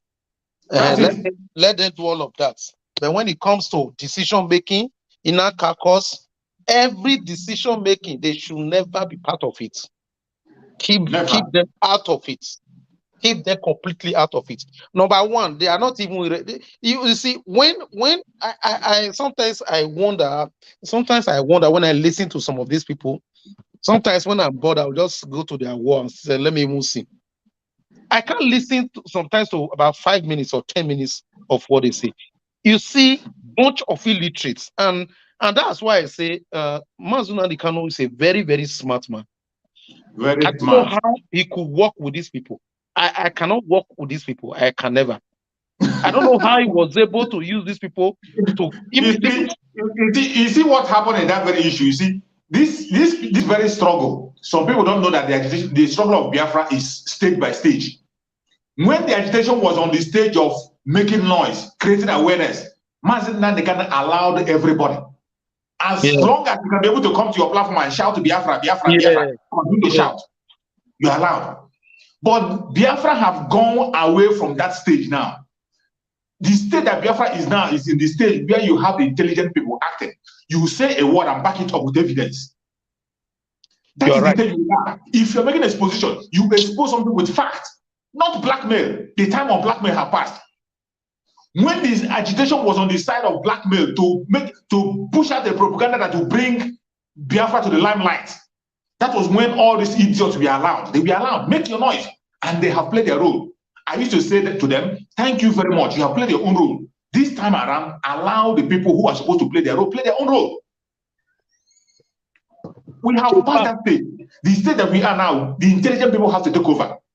The same thing when Biafra comes, I used to tell them, the same thing when Biafra comes, there are certain people that will operate in Biafra when Biafra comes that has not even started speaking about Biafra. Yes. They have not started speaking. In fact, this your statement just answered my question. The question I just asked just now, you just answered it.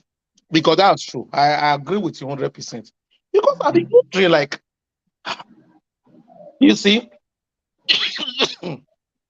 these people that thought they were criticizing Sam Ekpa were actually promoting and building him up. Exactly. You saw Sam Ekpa's views when MK was kidnapped. He doesn't. To get 1,000 views, it takes a lot before you can get 1,000 views. But you see what is happening. So the more the criticism, the more it grows. People will say, who is this person that this person is criticizing every day? Let me even go and see what this person is saying. By the time they listen to the person, they will see that the person is talking about. He has the message. Yeah, he's revealing the agenda of the Fulani. And somebody like, I will call one person's name, somebody like George Money will come every day and go to a platform and start playing the video or stuff and start analyzing it. And sometimes when I look at it, most of the videos they don't even know that when you're analyzing his video, you're equally promoting it. After analyzing, the people will go and watch it by themselves to get the video. Because that's what I'm saying. Because there was one I just stumbled on, George Money. He was analyzing a video of Madison Ekpa. I already watched the video before. So I now look and say, is there something I missed? Yeah. So let me see if there was something I missed. So when I listen to the video and I look at it, I just look at the whole thing. If I were to be a member working with the DOS, right, following DOS, and I listen to this preaching, I will change. Because everything he's saying it makes sense. So why should you even be playing this thing? Because this video is actually promoting him. So, and another statement I will make, there was a post on audio that was released about Mazi Sam Ekpa, where he was talking about, I think Nelly was the one that released it, where he was talking about ESN. Exactly, yeah. That audio, I am telling you the truth, that audio, if it was 1,000 people that were following Mazi Sam Ekpa before that believe in him, that audio made like 100,000 people to believe in him. Exactly. Because, and again, the men of ground, every single propaganda works to his favor. Yes, because I'm telling you, if I were to be a man of ground and I listen to that audio, automatically I will switch my allegiance to Mazi Sam Ekpa. Because in that audio, he shows that he has the interest of the men of ground at heart. That's right. You understand? Because what he was saying was that you cannot be telling somebody in the war front to be videoing him his injury. I wonder. And say to you. Is that not madness? Yes. And what is wrong in that? You cannot be telling somebody on the battlefield, video this thing, I'm sick, video this thing, give me video before you can get money to eat. You don't do that. Somebody in the war front, somebody that is giving his own life. Yes. A volunteer that is giving his own life. Yes. Everything he was saying was 100% true. You cannot starve people of food, of basic amenities, basic equipment in the war front. Basic equipment, because you believe that they have not accounted for the way you want the accountability. And everything he said was true. And he showed leadership. He showed leadership quality in that this thing. I am telling you the truth. After listening to that audio, Number one, there were a lot of people who had doubts if Mazi Samekpa has access to ESN as at that Yes, time. exactly. After that audio, that one was a very strong confirmation. A very confirmation. Exactly. So sometimes let these people talk. You understand? It doesn't matter. Because at the end of the day, what they are saying, because people are not daft, you cannot deceive people forever. One of the reasons why a lot of people were still following the fake leadership was because of the fact that they stopped them from listening to or playing or reposting any of Samepa's posts. And those people were just behaving like tondus and following suit.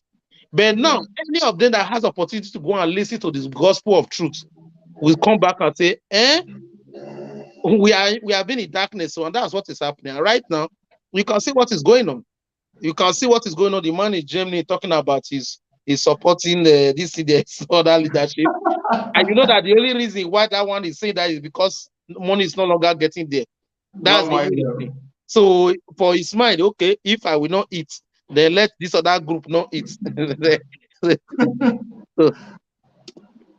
Unadi Kanu has really tried to work with these betrayers. Honestly. He tried, it's not easy. It's not easy. It's not easy. Hi. These people have been delaying the coming of Biafra for a very long time. They have been delaying. I'm just wondering. Out of their wickedness, out of their envy and jealousy, they continue to delay it. But the time is up. The appointed time have come, and the right people are coming in. The right people are coming in. Betrayal. So let us just move further a little bit to talk about the court case of Mazi Nnamdi coming up. I think it's on 28th coming up, and the statement of Muhammadu Buhari. What do you think about his statement? If about the release of Mazi Nnamdi in Bloomberg, yes.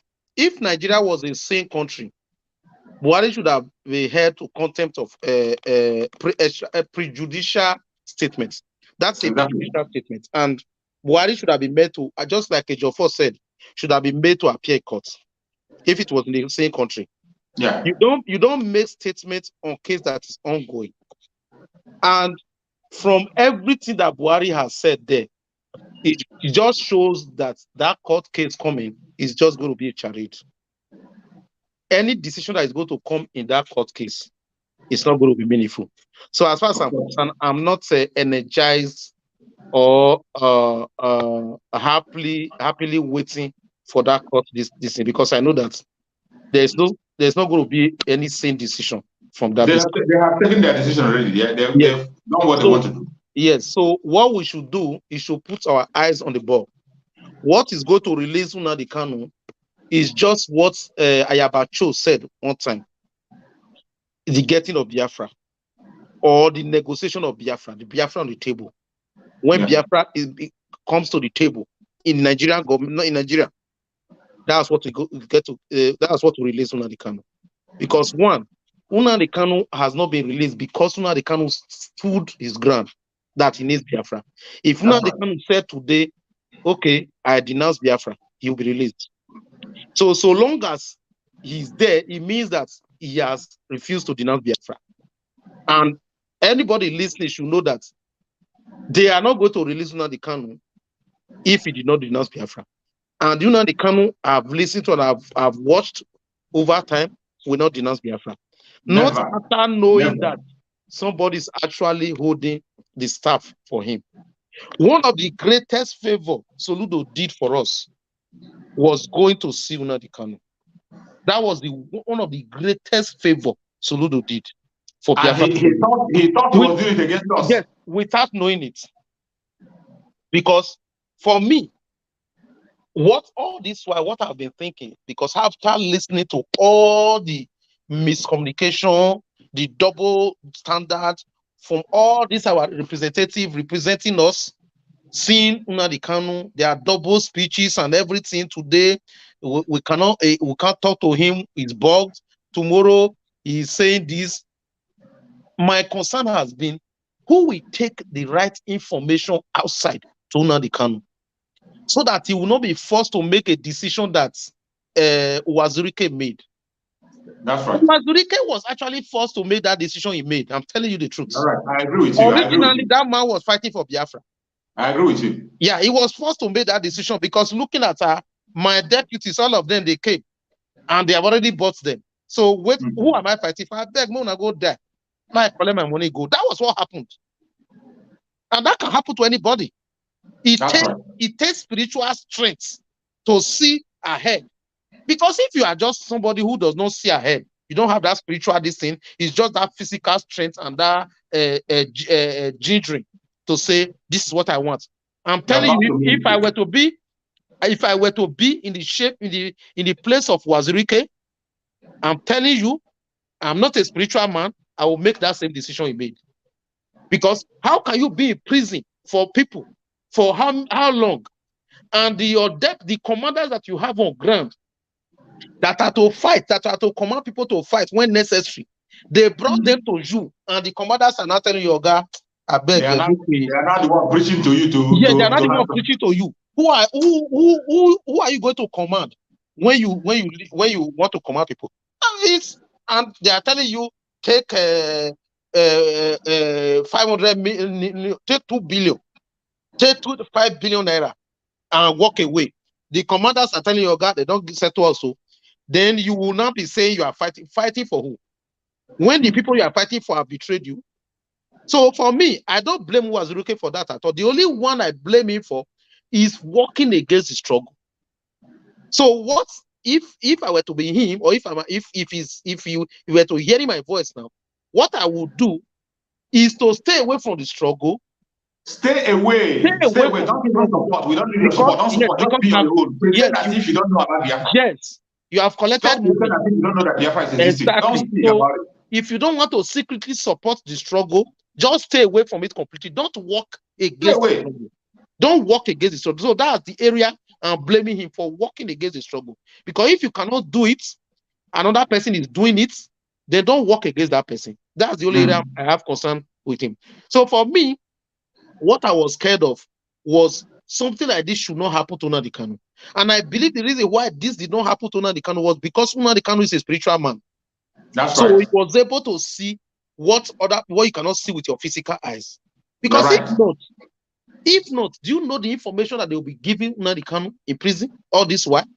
They will be playing audios of this thing to him. A whole lot of fake information. They must have fed him with so many false information. They will demoralize him. They will imagine just playing, cutting some clips from Chika Edozim and Chinasa Aworu. And play for him. Just imagine cutting a clip where Chika Edozim is announcing names of ESM members that Nnamdi Kanu knows personally that this is an ESM member. Imagine Chika Edozim directly. Yes, imagine Chika Edozim announcing it on air, and they cut the clip and read and just play it. Don't you know that would have happened? I am telling you that would have happened. Brother, you're right. I agree with you. 100%. I agree with you. You understand? They will cut these clips and they will play it. They will cut clip where Chinasa Aworu was calling Mwanda highway Ashawo. They will cut that clip because Nnamdi Kanu so much believe in Umwanda. He trusts them so much, so much.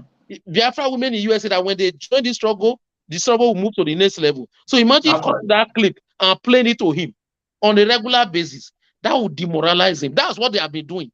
So me, I was scared that this man, because I believe that he's not getting the right information, he does not know that Sam Ekpa is following his footsteps. You understand? And Soludo just helped us to solve the problem.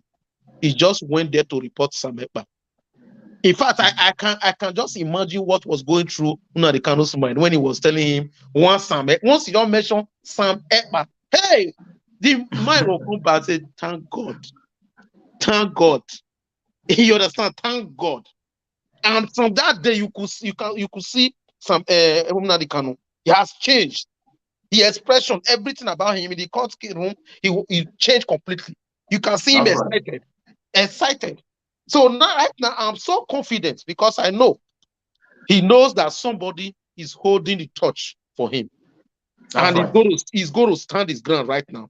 Nothing can change it. So for that court case, if you want my answer, I'm not expecting anything to come out of it. I agree with you. I agree with you. The only thing we have to do as usual, we continue to fight, continue to pray, and continue to hope for better days ahead. But as for, I've always said it that the freedom of Mazen Nandekam is not even in the hand of the Janjaweed. It is only Chukwu Gagabema himself that knows how to reach Mazen Nandekam. Only God himself. Only him know how he's going to bring him out. It's not in the hand of Buhari to say. It's not in the hand of anybody. When he said that Mazen Nandekam, he was speaking in London and said that Mazen Nandekam jump bail. Jump bail where? When his own court has proven Mazen Nandekam innocent. When his own court in Abia State have proven Mazen Nandekam innocent, we are still talking about jumping on bail. Who released did that? Begin to blackmail Abiyobi of bombing pipelines. Is the fake Buhari aware of that court judgment? If he was aware, if he would tell DSS to go and arrest that judge. Maybe he's not aware, right? He tell him, but he doesn't even know the even if he was aware. He might not be aware. You're right. Yeah. He might not be aware. He may not even know the implication. He may not know the implication of the judgment. He may just hear that, oh, they said they've granted him how many million. He will not. He does not read. He does not read, so he will not even know what is going on. You know. So that's exactly where we have found ourselves. Where somebody that didn't have primary school certificates was president. And now we have another person who does not have primary school, who does not have secondary school. And they are yes, again, lining up Tinubu. I'm telling people that Tinubu will even be worse than Buhari. Because even as at now, Tinubu is sick more than Buhari. No, Tinubu. It's just the reason why I don't talk about Tinubu. I know that they intentionally, eventually projected him because of the threats that he threatened them. And I believe Tinubu knows a lot in that Asorok. Of course, he do. That's what they cannot be talking about. So they were forced to present him, and when they presented him, if you watch that video, you could see that it was intentional.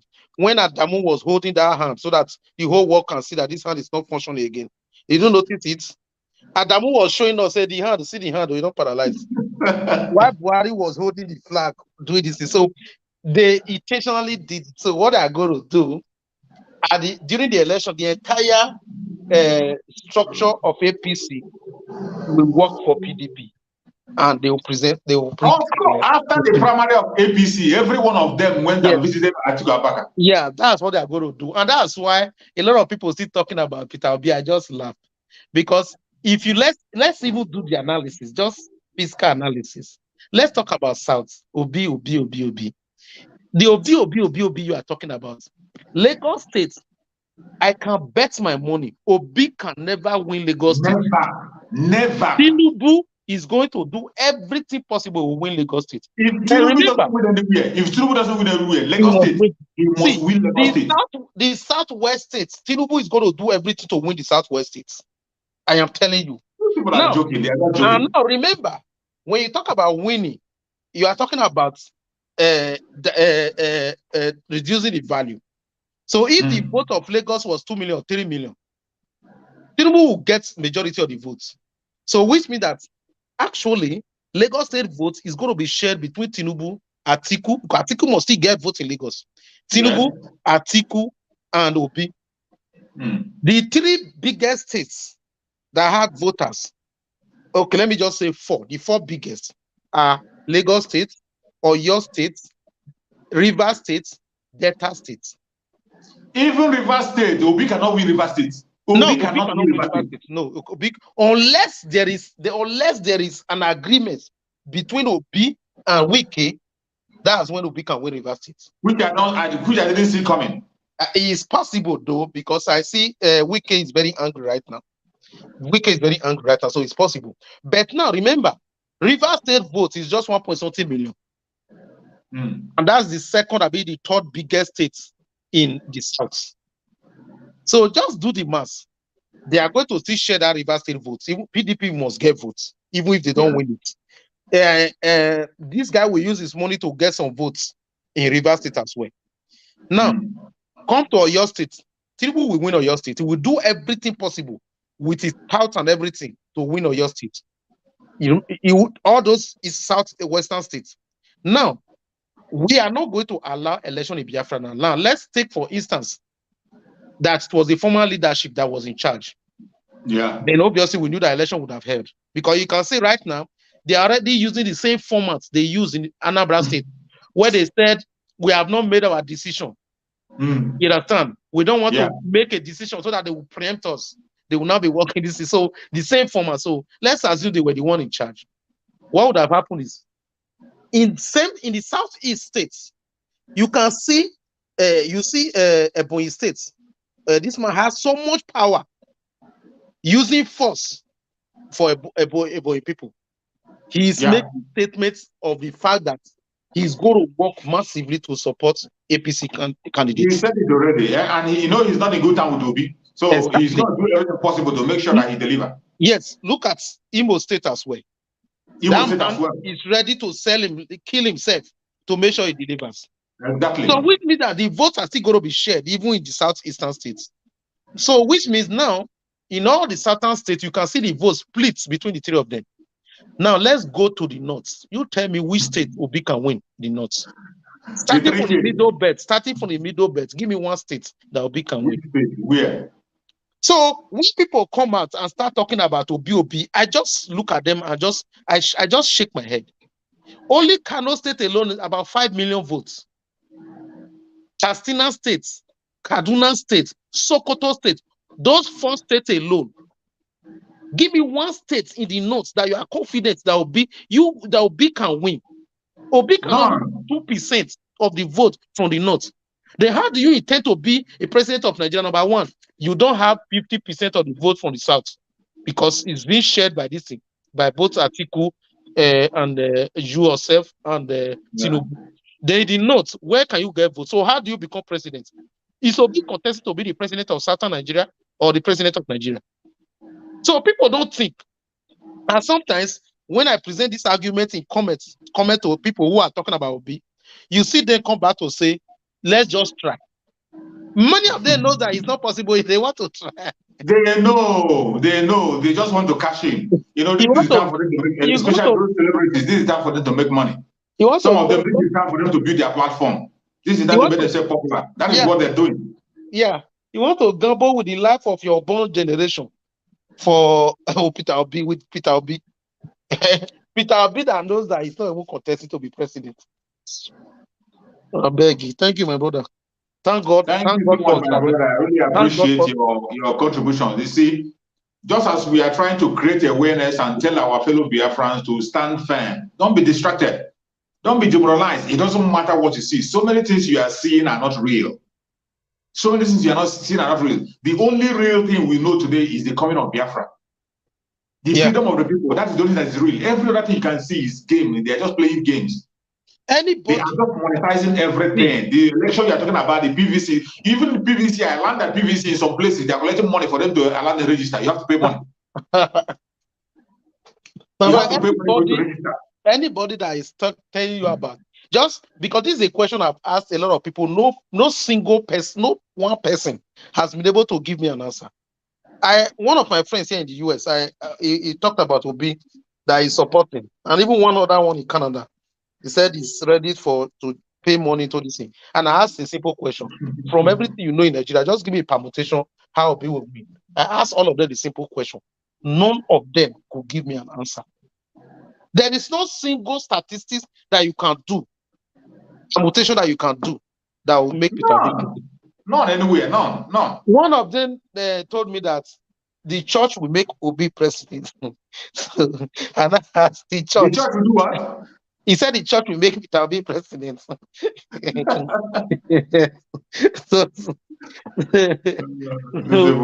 are just very funny. They are very funny. So a lot of people that are supporting Obi is just, they are looking for, don't blame them too much, they are looking for a quick way out. And that is it. There is no quick way out of this very thing. There's no quick way to get your freedom. Yeah, there's you no have to fight to get it. Let me tell you, the amount of people that are going to lose in this election, if they lose that amount of people fighting for referendum, fighting for self-determination, self-determination will definitely come. It will come. See, I'm telling you the truth. But you lose those life unnecessarily for something that is meaningless. You lose life for something that's meaningless, and yet nothing changes. I will tell you this. In places like Kaduna, Kano, Bauchi states, Sokoto states. I will give our brothers, especially the Igbos living in those states, this advice. I'm telling you, Igbo populated regions in areas in those places should be careful for this 2023 election, because I'm telling you, these people will bomb. They will bomb any place that they have Igbo populated area if they cannot do anything about it. They've started already now. They've started it already. They will bomb the police station. So people should just, this election is, they have done a lot.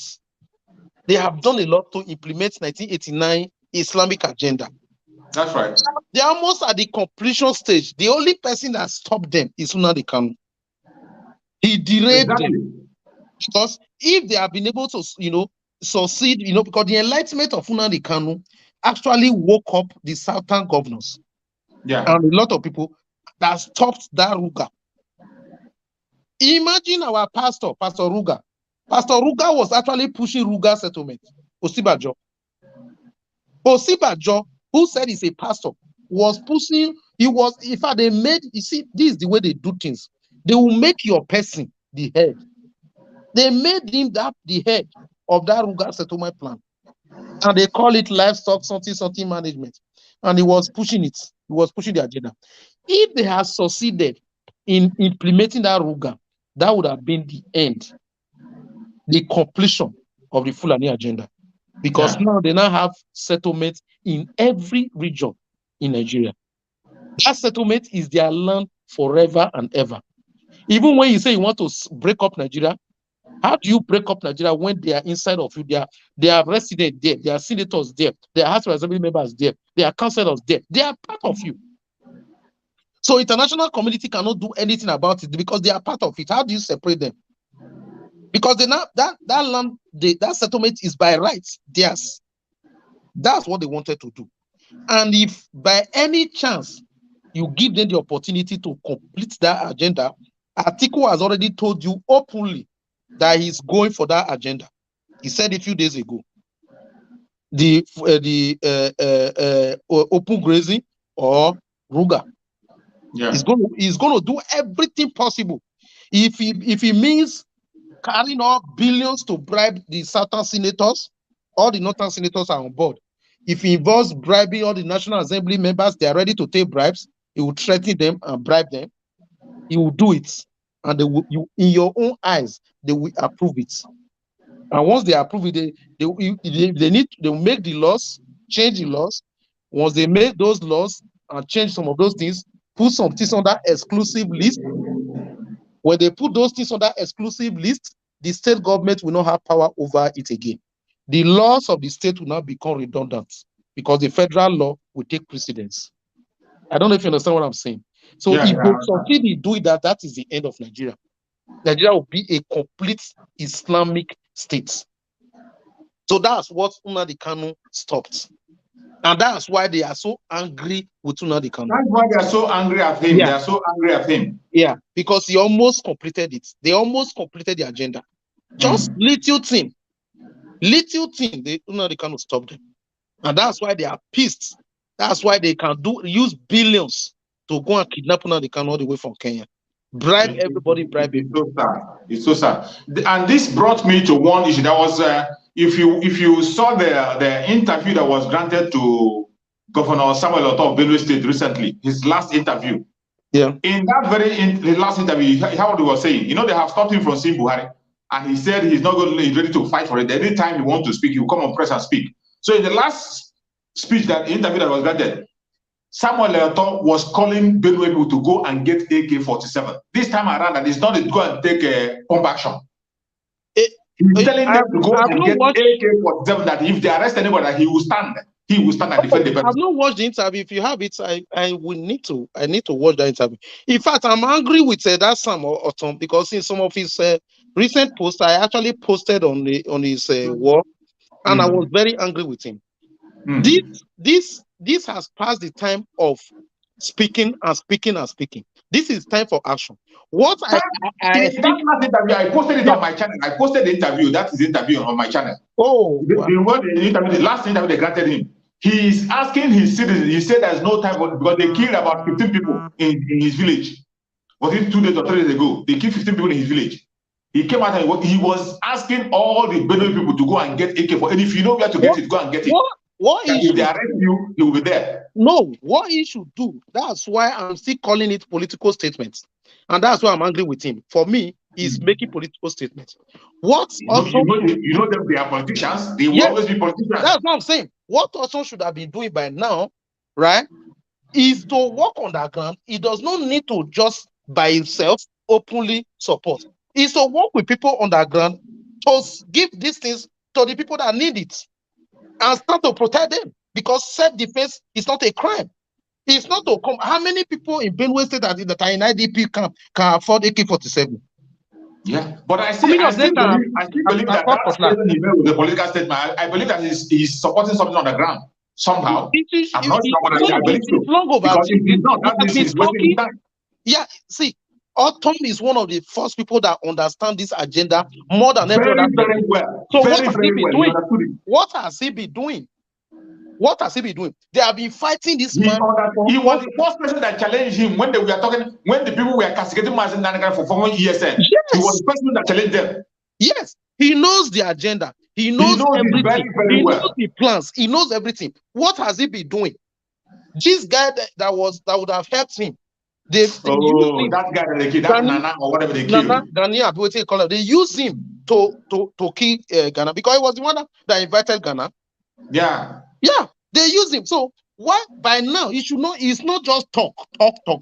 They want to finish your people. They are changing the demography. You are talking.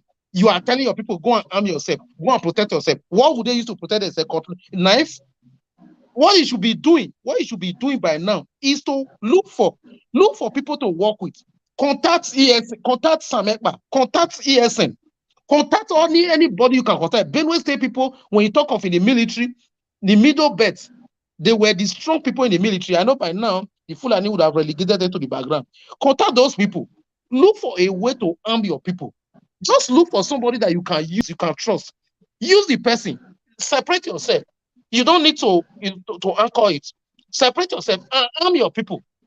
Create a strong arm group to protect your people, not to be talking on social media every day. For me, it's just talk, no action. Thank you. Thank you so much, my brother. Thank you so much, my brother. We have really done justice to the topic, and we are going to be rounding up. I want you to give your closing remark.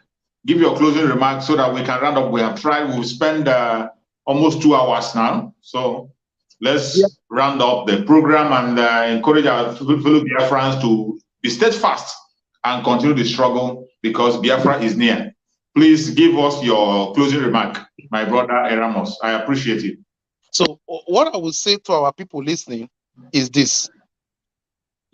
You would have listened to where I read out a statement by Akio Briggs to you. And from that statement, you could see that she specifically said she wanted self-determination. So now, don't just make decisions. When you see posts, read the post very well to really know the content of the post, not by saying this is just read headline and start carrying the news.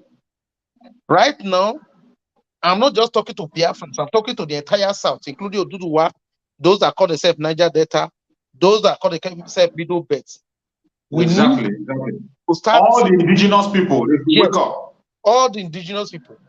Even the indigenous people in northern Nigeria, you need to wake up, because the easiest way to break this entity is for everybody to rise up and say enough is enough. We do not want Nigeria again. Do not go into this 2023 election to validate this slavery, because I tell you, if you validate this slavery in the next 2023 election, the change that is going to happen, the demographic change that is going to take place is going to be irreversible. Thank you. Thank you so much, my brother. I appreciate you. Thank you so much for always being here with us every Saturday. You've been doing a wonderful work, educating our people and doing justice to the world. I pray that Almighty God will guide you, protect you, and secure you and prosper you in anything you are doing. Thank you so much. I appreciate you. Thank you. My fellow Biafrans, I thank everybody who have joined us on this very broadcast.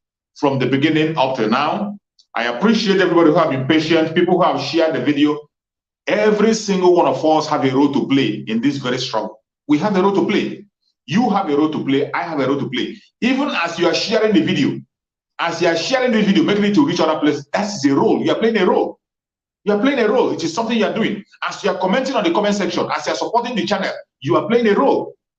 Every one of us have to put our hand on the deck and don't be distracted. It doesn't matter the propaganda you hear. It doesn't matter the lies you hear. Do not be distracted. Do not shift an inch. Remember the message of Mazen Nnamdi Kanu. We must be consistent. Mazen Nnamdi Kanu have laid a foundation that we must have to build on. And every one of us that are the followers of Mazen Nnamdi Kanu, we have to build on that foundation that Mazen Nnamdi Kanu have laid. There is no other new foundation that we're looking for. Our brother Samuel Ekwa is working on the foundation of Mazen Nnamdi Kanu 24/7. And I wish that every Biafra will have the kind of mental toughness that Mazen Samuel Ekwa has. If every one of us can have the same mental toughness that Mazen Samuel Ekpa has, Biafra is going to come sooner than you expect. You can see Brother Samuel Ekpa with all the blackmail, with all the propaganda, with all the attack from east, from west, from north, from every angle, still he's standing. Every blessed day he's still broadcasting. With all the name calling, including affecting his family, affecting his business, he's still broadcasting. Speaking on the same tone. That is what every one of us that call ourselves Biafra is supposed to be doing. Don't be distracted. It doesn't matter. In the road to freedom, anybody that stands on your way is an enemy. It doesn't matter if the person is your benefactor.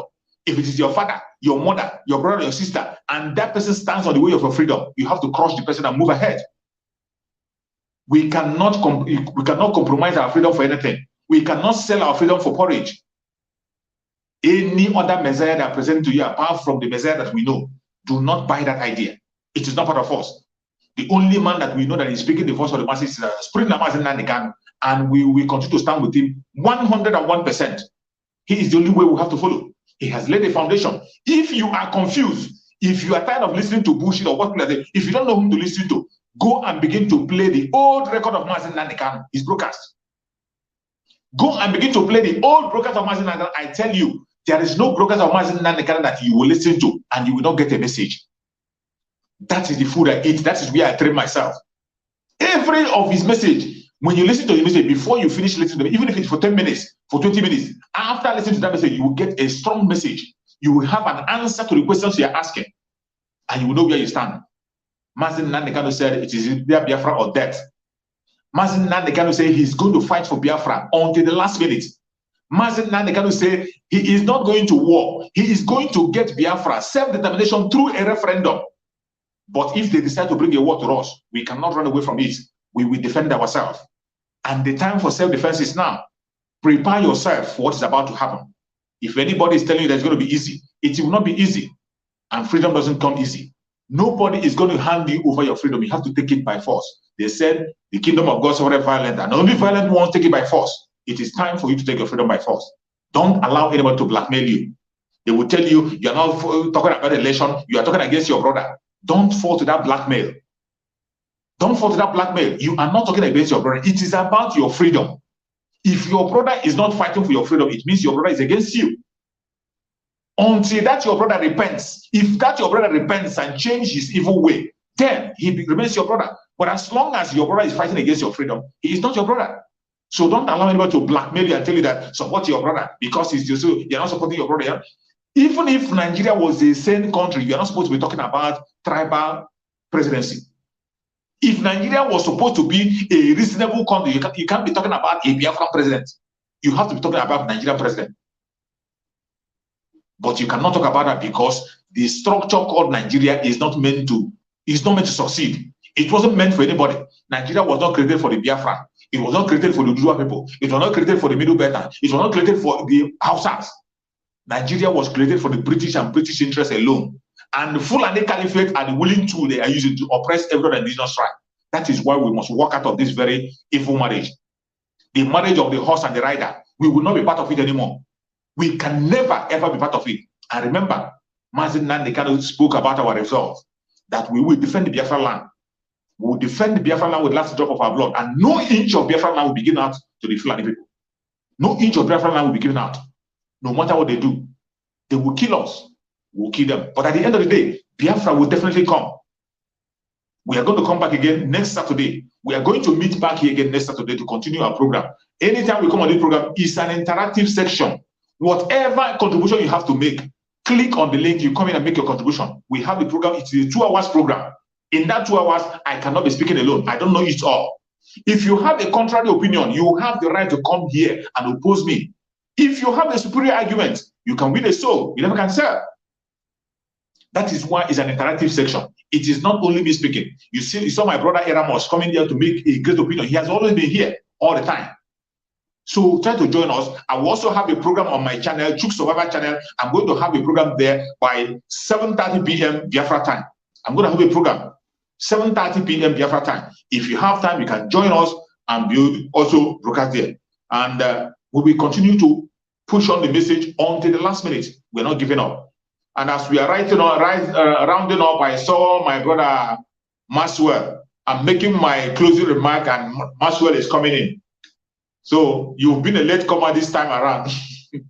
I was making my closing remark, and I saw you pop in. So all the same, I will give you time to at least say 1 or 2 words, because you're one of those people that they are waiting. The audience are waiting for you. So for the fact that you are being here, just give them your own word before we leave. Biafran, great sons and daughters of Biafra, Mazin Namdekano, IPOB Autopilot, ESN, our people all over the world, and those that are in the zoo. I salute all of you. I will once again ask you to forgive me because I was tightly scheduled today. Please forgive me. I am so sorry for coming, late. In order not to waste your time, I will just say a few things. I watched. I think this week will be one of the most happiest week in me. I don't know whether you talked about it today. The development that is coming out from Finland, and I am so grateful. The day I saw that video in Biafra TV, Biafran Voice 247, I could not stop smiling and thanking God. That breakthrough, it is a breakthrough, and I know from my own point of view and where my experience that it will be difficult. And I said it. I don't know whether it is here or in Mazi Simon's Ekpa's show, that it will be difficult for us to get what we want unless we have the support of one of these foreign nations. That was what I said. If you remember, this Finland was the brain box for the Namibian. I don't know whether most of our people know about that. That's right. They were for Namibian independence. That's right. And Namibia today is one of the best. Is among the best African countries when you talk of peace and development. So I am happy. Let me just leave it that way. I'm happy. I'm happy. I'm happy with what is going on. And I heard that on the 28th, is it 28th of this month, our leader will go back to the zoo court. We must be praying for him.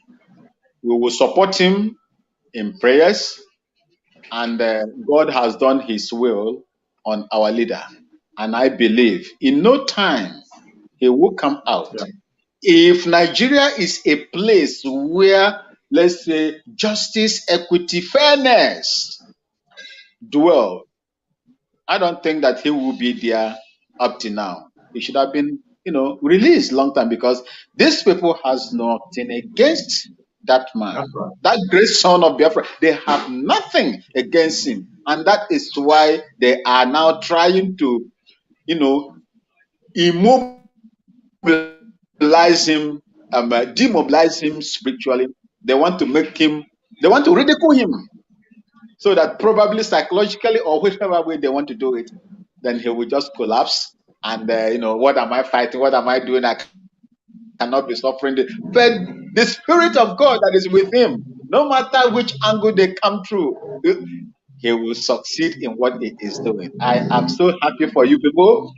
If you are not going to sit at home on 28, well, I pray that the Spirit of God will fight you that day, not any other person, because this is our soul. Biafra is our soul. You see? Biafra is our soul. Thank you very much, and God Yes. bless you. And God bless Sister Linda as well. I am so happy. Thank you so much. Thank you so much. I Thank you, sir. appreciate you. We appreciate you. We'll meet again by next Saturday. I hope by next Saturday, by Yes. special grace of God, you will have a free time. I know the schedule sometimes are very tight, time different and all that. So we understand the situation. So whatever you are free, we know that you are here with us. Because our audience always want to see you. They always ask for you on the comment section when they don't see you. So anytime you have time, you just breeze in and join us. Thank you so much for your contribution. We appreciate you. And may Chukwu be my guide and protect you. Amen. Yes, my audience, I appreciate everybody. We have come to the end of the program. Please try and join us on the next Saturday. We are going to continue the program by next Saturday. We're going to bring some other interesting topic. And you can equally bring it. If you have any topic you want us to discuss, if there is any topic you have you want us to discuss, put it at the comment section. Put it at the comment section. We're going to take it down. By next Saturday, we'll discuss it. Sometimes you don't allow us to pick the topic alone. You can equally choose a topic for us to discuss. If you have any topic you want us to discuss, you put it on the comment section. You can equally come out and discuss with us. You can equally give us a program. We invite you, you come in and give your own opinion. We are searching for a solution. Nobody knows it all. This is Biafran people putting their head together to find a solution. May Chukwu Okike Abiama guide and protect every single person that have contributed in this very program. I appreciate you, and I say may Chukwu Okike Abiama guide and protect you. See you by next Saturday. Remember us.